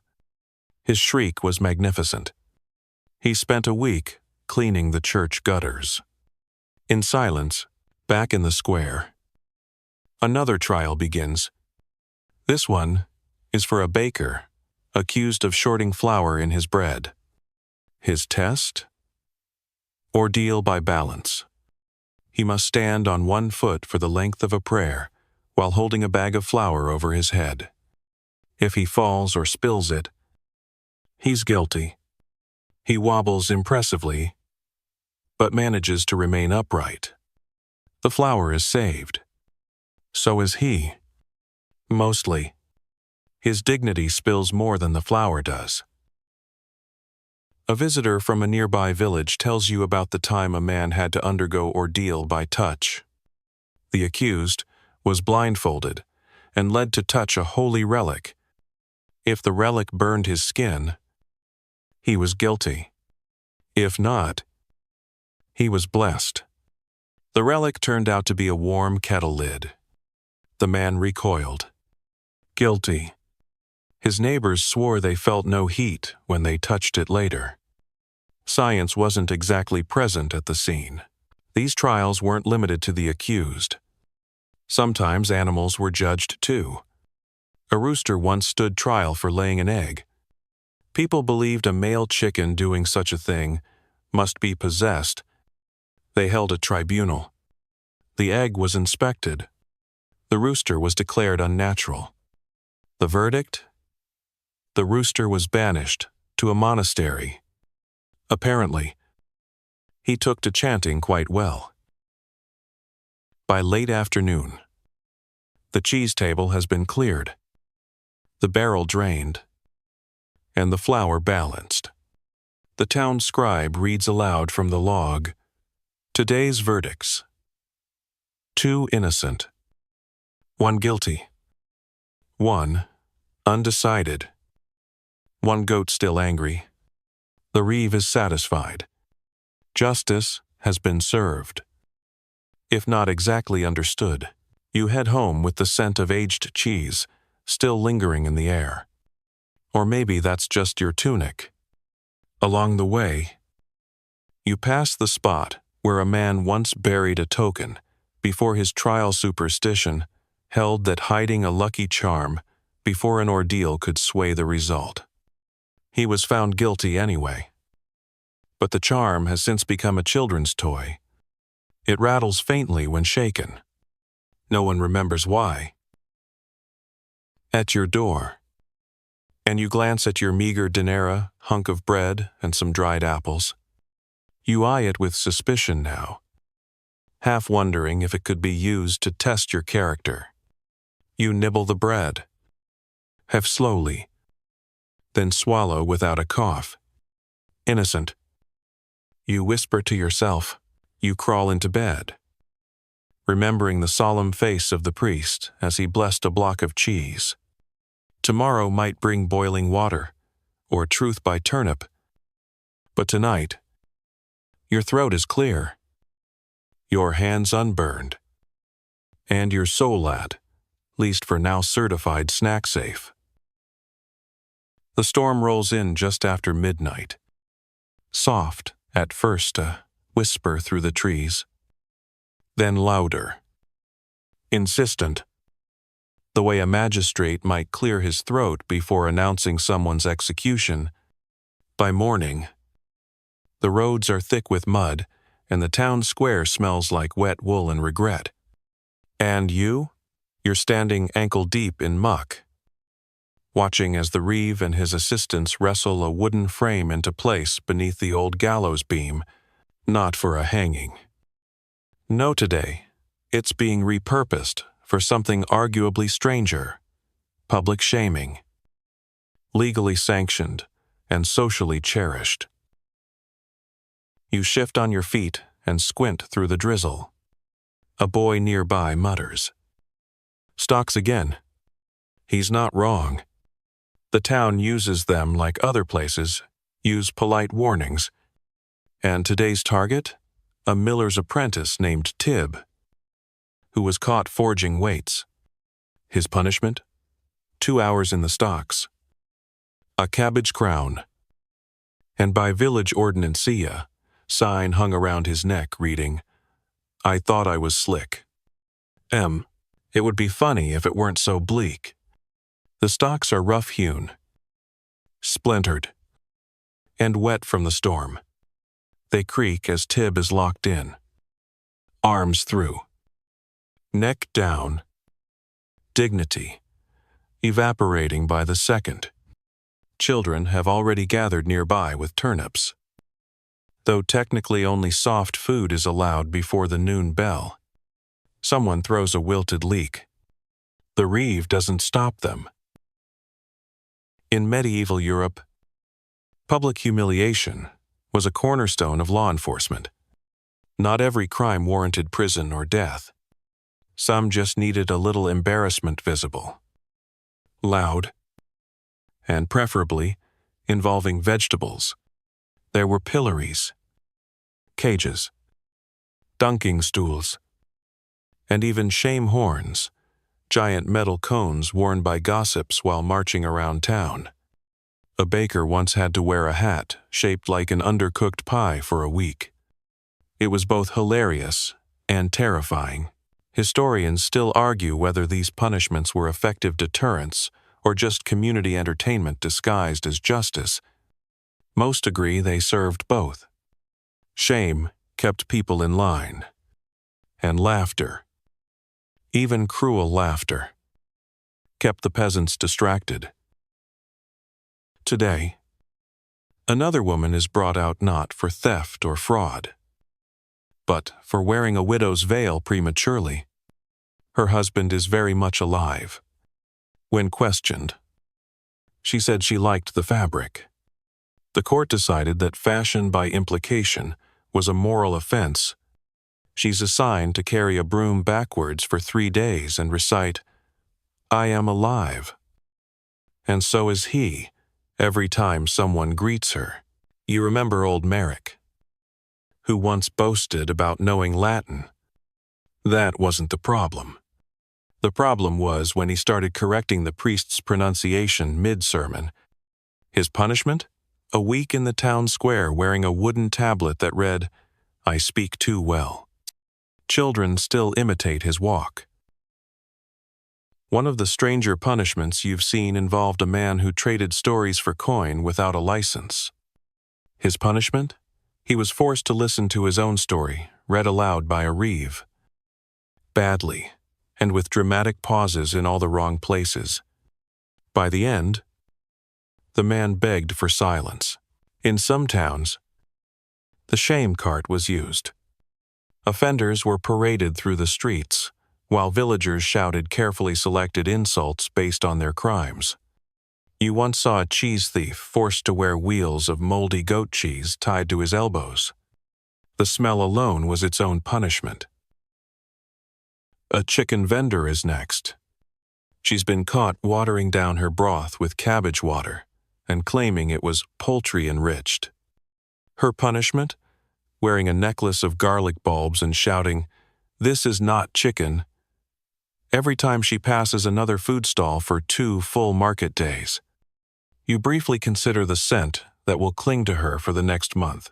And then comes one of the worst shame assignments of all, the echo walk. A local boy insulted the Reeves hat. For the next 24 hours, he must repeat every sentence spoken to him, exactly as heard, with no commentary. "Good morning, Jory," someone says. He replies, "Good morning, Jory. How's your foot? How's your foot?" Laughter ripples across the crowd. By hour 3, he looks haunted. In some towns, women accused of gossip were given flatter caps, brightly colored hats shaped like mouths, symbolizing their talkativeness. Men accused of laziness were strapped with fake wings and told to fly around the square while the baker tossed breadcrumbs. It was meant to inspire productivity. Mostly it inspired bruises. Back in the square, Tib is released. His face is red. His sign is damp and drooping. The crowd claps politely, and he bows awkwardly before sprinting away. The stocks are wiped down. The next offender is already waiting. You feel a strange mix of sympathy and amusement.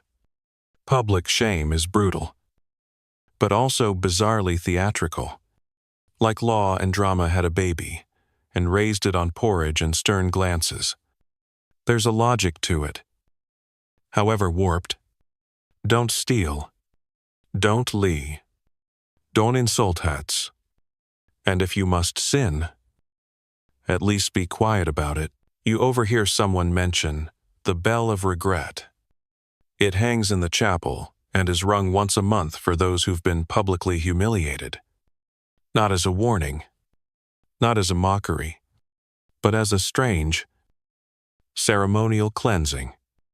After the bell tolls, the punished are no longer teased. Their slates are clean until the next mistake. By evening, the last offender, a man who accidentally walked backwards through the chapel doors, led out with a sign that reads, "Reverse but not cursed." He takes it well, even winking at the blacksmith. The townsfolk are tired. The Reeve signs off on the ledger. The punishment quota has been met. Tomorrow's crimes will have to wait. You walk home slowly, passing the empty stocks, the discarded signs, and one lonely leak lying in the mud. Your own steps are careful. Not too proud. Not too fast. You keep your cloak neat and your expression neutral, just in case. In bed, you replay the day's events in your mind, the signs, the props, the ridiculous dignity with which people endured their humiliation, and you whisper to yourself, "Please never let them put a beat on my head. Not again. Not after last time." You wake to silence. No carts clattering over stones. No merchants shouting about barley weights or blessed fish. Not even the usual squabble between the baker and the egg seller over whose wares are more essential. It's the kind of quiet that feels suspicious, like the town collectively agreed to hold its breath. You step outside, squint toward the chapel, and spot it, a notice nailed to the post. Stark and humorless. By order of the Crown and Council. Today is set aside for legal silence. Just like that. A day with no speaking. No humming. No coughs, louder than modest guilt. You resist the urge to sigh. These days happen sometimes. Mandated by the church or town council. Quiet days were meant to inspire reflection, penance, or simply offer a break from the chaos of communal living. In theory, noble. In practice, utter madness. Because you live in a town that struggles to stay quiet, even during sleep. Your neighbor walks past with a bucket, nodding solemnly. He's wearing a wooden sign around his neck. No words, only actions. It's not legally required, just fashionable. He trips slightly on a cobblestone and says, "Oops." Everyone freezes. A reeve peeks from behind a door and writes something down. The man slaps his own mouth in horror and hurries on. You head toward the square, careful to step lightly. Already, there's a gathering. People exchanging glances. Tilts of the head. Shrugs, so exaggerated, they resemble interpretive dance. The town's most dramatic mime stands in the center, slowly miming the act of buying turnips. No one is selling. This is performance, not commerce. Silence laws varied widely across medieval Europe. Some towns held them weekly, others only during Lent, or before a big council ruling. In one case, an entire village was ordered silent for 7 consecutive days after a visiting bishop claimed he could hear sin in the tone of the market. The villagers nearly imploded. A child sneezed on day 4 and triggered a full review of local breathing customs. Historians still argue whether enforced silence created true spiritual peace or just bottled up complaints until they exploded the following day. One chronicler wrote that after a 3-day silence period, the entire town erupted into such a loud argument about cheese that several dogs fainted. Today's silence is only for sunrise to sundown. Manageable. You carry a small wax tablet and stylus, just in case. But writing is discouraged unless necessary. Let your soul speak in stillness. The notice reads. Beneath it, someone's drawn a smiley face. They'll be fined. You pass the smithy. The forge is cold. The bellows idle. A young apprentice sits on a stool, hands in lap, clearly miserable. You make eye contact. He rolls his eyes. Mouths. Boring. You grin. He mimes, throwing a hammer into a lake. Near the chapel, a group of women are picking herbs in absolute silence. One drops a sprig of mint. Another gasps. Technically nonverbal, but dangerously close. A reeve watches from behind a tree. Scribbling. You begin to suspect they enjoy this part of their job a little too much. You sit near the well, trying not to fidget. Silence doesn't come easily to you. Your knee bounces. You hume almost. Caught yourself. You chew your lip instead. A chicken clucks nearby, and someone narrows their eyes, like it's your fault. The chicken fluffs up in defiance. It clearly didn't get the memo. In some areas, musical silence was enforced too. No flutes. No fiddlers. Not even whistling through grass blades. A man in Flanders once tried to test the law by playing a silent lute plucking strings that had been removed. He was still fined. The intention to play, the judge said, is louder than any note. Ovly. Of course. Not all rules were harsh. Certain people were exempt midwives, monks on official errands, and geese keepers. No one's sure why the last one made the list, but apparently geese respond poorly to total quiet. You hear one now, honking in the distance like a small rebellion. Afternoon comes slowly. The sky darkens, not from clouds, but from the sheer weight of so many unspoken thoughts. You spot a boy trying to communicate with his friend using foot taps. A clever code, until he taps the wrong number and accidentally proposes marriage. The friend runs away. The boy looks confused. You think back to a case last year, when a man on a silence day tried to argue with his neighbor using only hand gestures and vegetables. He held up 2 onions and pointed angrily. The Reeve determined he was calling the neighbor a 2-layered liar and fined them both just to be safe. By now, people have started mouthing words without sound, hoping to feel heard without breaking the rules. It's a risky habit. One overly expressive mouth, and someone will file a motion for excessive mimicry. You mouth bread at a vendor? He mouths, no. You nod, grateful for the interaction. Hungry nonetheless, even livestock seem affected. The oxen stand unusually still.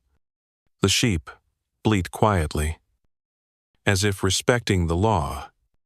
A rooster begins to crow, but is cut off by a flurry of thrown grain. Birds don't care for ordinances.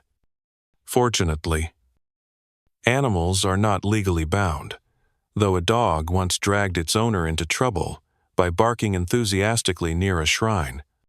Encouragement of unlawful vocalization. The charge read. As the sun slips lower, the town's quiet begins to unravel slightly. People shift more, cough louder. A child drops a wooden toy and lets out a tiny, uh-oh. That's when it happens. A baker's apprentice, carrying a tray of still warm buns, stumbles. One bun hits the cobbles, another hits his shin, and he shouts, "Bother." The Reeves descend instantly. The apprentice is handed a token, a small wooden frog, the symbol of vocal violation. He must carry it until sunrise and place it in the Reeves' hand without saying a word. Until then, everyone will know he cracked first. You exhale deeply, not relief. Exactly. Just the slow, soft breath of someone surviving the day. You head home, mindful of your steps, pausing once to trace a message in the dirt with your toe. Almost made it. Oh, at dusk. A bell rings 3 times. The silence lifts, like a fog suddenly gone. A cheer erupts quietly at first, then louder, echoing through the town, like wind through trees. Laughter bubbles up from every corner. Conversations burst forth like trapped rain. People begin singing, shouting, talking all at once. The boy who accidentally proposed is trying to explain. The mime collapses in the square, finally done with miming turnip deals. You smile. You survived another legal silence day. No fines, no frogs, just a slightly aching jaw from holding it all in. Tomorrow will be noisy, chaotic, glorious.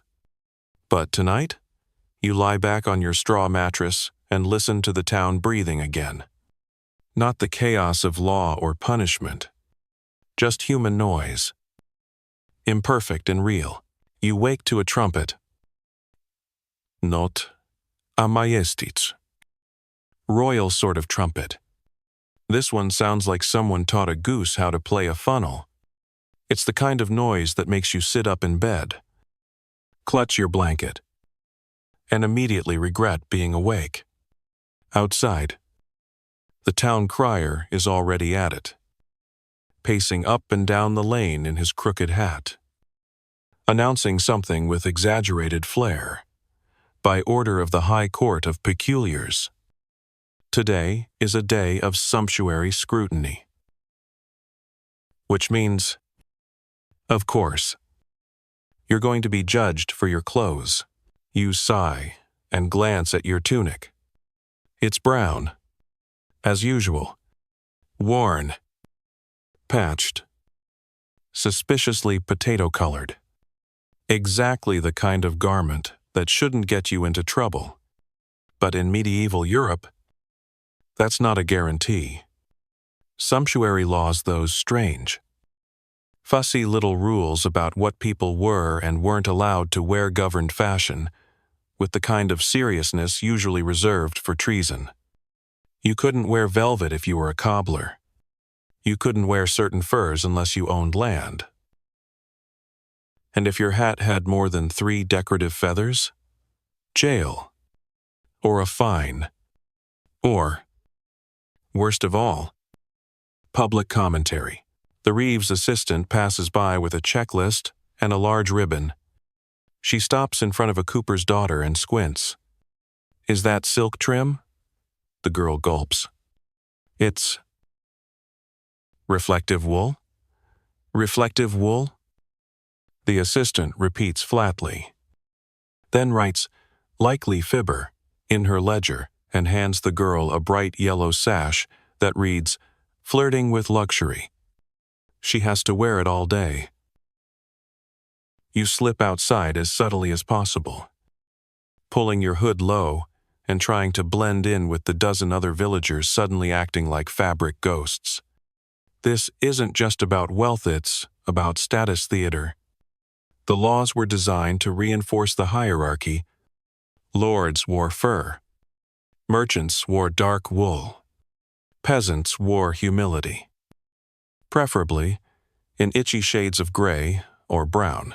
One of your neighbors once received a citation for excessive buttons. He wore 7.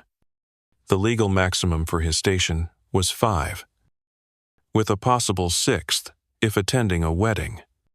He tried arguing that one was decorative, not functional.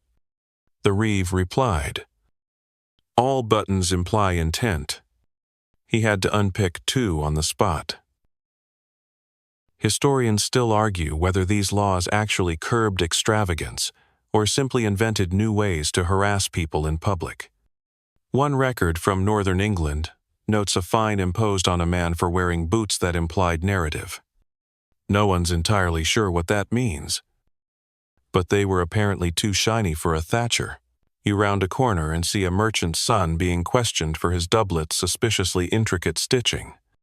It's homemade, he claims. "By whom?" the Reeve asks. "My cousin," he replies. "She sews while sleepwalking." They write "Dream Tailor" in the notes and give him a temporary pardon.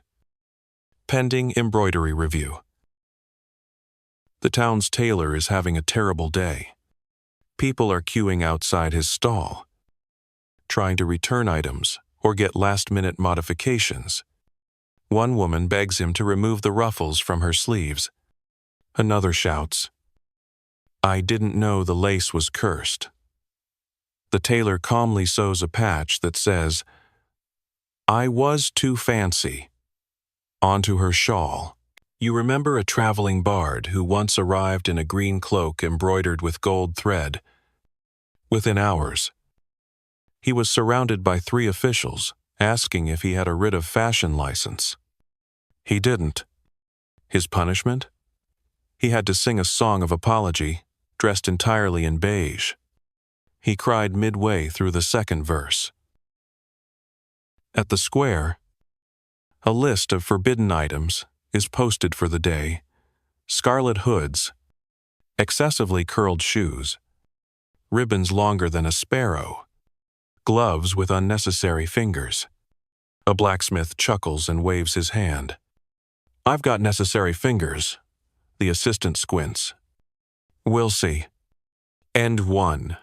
A boy with a feathered cap is asked to explain himself. He says the feather came from a chicken and fell on him accidentally. The Reeve asks, "Why didn't you remove it?" The boy says it was lucky. A scribe writes "avian arrogance" on the parchment. He must now wear a badge shaped like a feather that says, "Captain of Chance." You pass an elderly woman who's holding a roll of wool and muttering, "This is modest." This is modest. This is modest. Like a protective spell. You nod respectfully. She gives you a strip of cloth in case you need to make a temporary patch. It smells faintly of time and judgment. Of course, sumptuary laws weren't just about appearance. They regulated emotion. 2. Were you too happy while wearing new boots? Suspicious? Were you too sad in fine fabric? That could suggest false mourning. A butcher once cried while wearing dyed leather. He said it was from the onions. They fined him for dramatic fabric use. There's a famous tale about a noblewoman who disguised herself as a milkmaid to avoid scrutiny during these inspections. She covered her gown with ash and wore a shawl made of sackcloth. She passed undetected until her shoes encrusted with pearls betrayed her. Pearled footwear, after all, was only for those married to men who owned over 100 goats. She owned none. Just a swan, back in town. A loud gasp echoes. Someone has appeared in blue. Not the faded gray blue of old wool, but real indigo. Heads turn. The Reeves assistant storms over. The woman stands tall. I inherited it, she says. From whom? My grandmother. And what was her station? The woman smiles faintly. She was the law. There is silence. The assistant walks away. You sneak home, before anyone can inspect your Belton old one. But it has a single decorative notch that might be construed as aspiring. On the way, you see someone being fitted with a hood of humility, a rough linen bag with eye holes, and the words, "I were ambition," stitched across the brow. He looks miserable, but also cozy, at home. You strip down to your sleep tunic. Soft, shapeless, unfined, safe. You tuck the rest of your clothes into a chest and whisper, "See you tomorrow." Probably. If you're still legal. You remember a time when someone had to burn a cloak because it was too close in color to royal plum. It had been dyed with beets. The town never recovered. You blow out the candle and settle into bed, wrapping yourself in a blanket that no one has ever questioned. It is brown, entirely brown. No trim, no lining, not even a hopeful stitch. You sigh contentedly. Today, you were not fined, not shamed, not sashed or belted with irony. You survived sumptuary scrutiny. For now, morning light filters in through the shutters, pale and gentle, almost apologetic as if it knows how tired you are. The village feels slower today. The usual clangs and calls softened, the air heavier with stillness. You rise quietly, stretch beneath your blanket, and listen for footsteps or proclamations. But none come. No Reeves shouting about duck-related offenses. No scribes scribbling next to offended sheep. Just the rustle of wind in the chimney and the faint creak of someone feeding their goats. You've made it to a rare and beautiful event. A day with no new laws. They happen only once or twice a season. Days when the council has nothing to enforce, nothing to amend, and no scrolls that need nailing to door frames. These are the moments when the absurdity of medieval legislation takes a breath, and the village remembers what it's like to simply exist. You lean back, briefly overwhelmed by the lack of urgency. There's no silence to maintain, no shame hats to wear, no feathers to account for. Still, the memory of the laws lingers. In your mind, They float like phantoms. All the strange codes and contradictory rulings you've dodged or endured.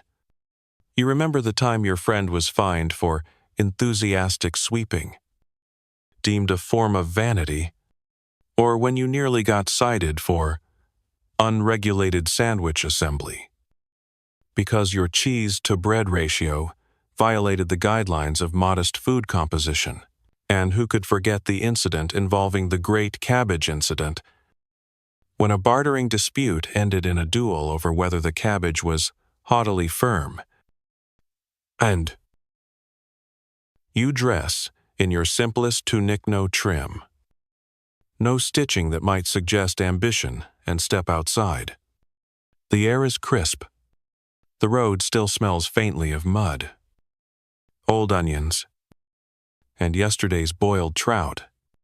You smile, not because it's a joyful day, but because you know you won't be fined for it.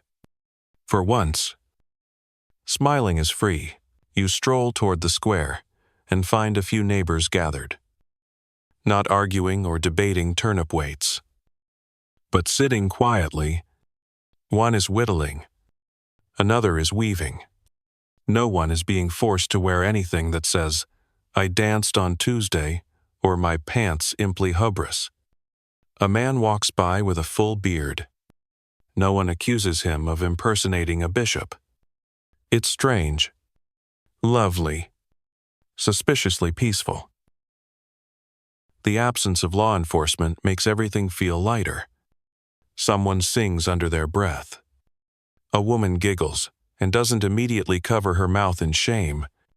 A dog barks with glee, and no one cites it for excessive noise in a holy tone range. Historians still argue whether these unlegislated days were deliberate breaks or just moments when the scribes fell asleep during ink drying. You sit by the well and reflect. Through all the absurdity, the laws did reveal something true. People have always tried to organize life, even if they do it badly. Whether it's cheese trials, silence days, or fashion patrols. The impulse to control chaos by codifying it never really goes away. But you also realize that laughter is, even quiet, scandalous, laughterous, the one rebellion that survived every ordinance. Someone offers you a slice of pie. No inspection, no rationing, just crust, berries, and kindness. You bite in. It's tart and warm, and tastes like actual freedom, which, in this town, is almost criminal. You think of all the laws not enforced today. No one is fined for blinking in unison. No one must carry the potato of penitence. No one is asked to explain why their left sock is more vibrant than the right. For a moment, it feels like the absurdity of rules has been replaced by the simplicity of being human. You walk home slowly, knowing full well tomorrow might bring a new scroll, a new regulation. Maybe something about the appropriate tilt of your hat during sunrise. But tonight, your hat can tilt however it wants. Your socks can clash. Your soup can be lively. There is no tribunal waiting. No Reeve in a cloak of stern disapproval. You slip under your blanket and smile into the pillow. Not because the world makes sense it doesn't, but because for now, no one's measuring the shape of your grin. You survived the trials, the stocks, the silence, the cheese. You outlasted the feathers, the sashes, the laws about goats. You didn't wear joy too loudly. Or maybe you did, and they just didn't notice. And now, as your body begins to relax, and the weight of all those peculiar medieval laws fades, your breath settles into a softer rhythm. The candles are out. The streets are quiet. and the only sound is the gentle whisper of the wind brushing past wooden shutters. Everything that once felt strange, ridiculous, or just plain exhausting now slips further into memory. You're warm beneath your blanket, surrounded not by scrolls or statutes, but by calm. That silly law about tunic lengths, gone. The shame goose parade? Just a dream, drifting into the fog. Let your eyes close slowly. The Reeves and scribes of your imagination walk away. Their ink drying. Their rules folded into silence. There are no bells left to ring. No speeches to endure. No turnips being flung in protest. Only stillness. Your thoughts grow softer now. Less focused. More floaty. Maybe you're wandering through a meadow with no laws about flower arranging. Maybe you're resting in a hayloft where even the chickens are courteous. Or maybe you're just here, gently drifting. As the day's silliness fades behind you like a long-forgotten folk song, let your body be heavy. Let your mind be light. No one's checking your sleeve cuffs. No one's timing your snores. You've outlasted the chaos. You are safe. You are still. You are done. Sweet dreams.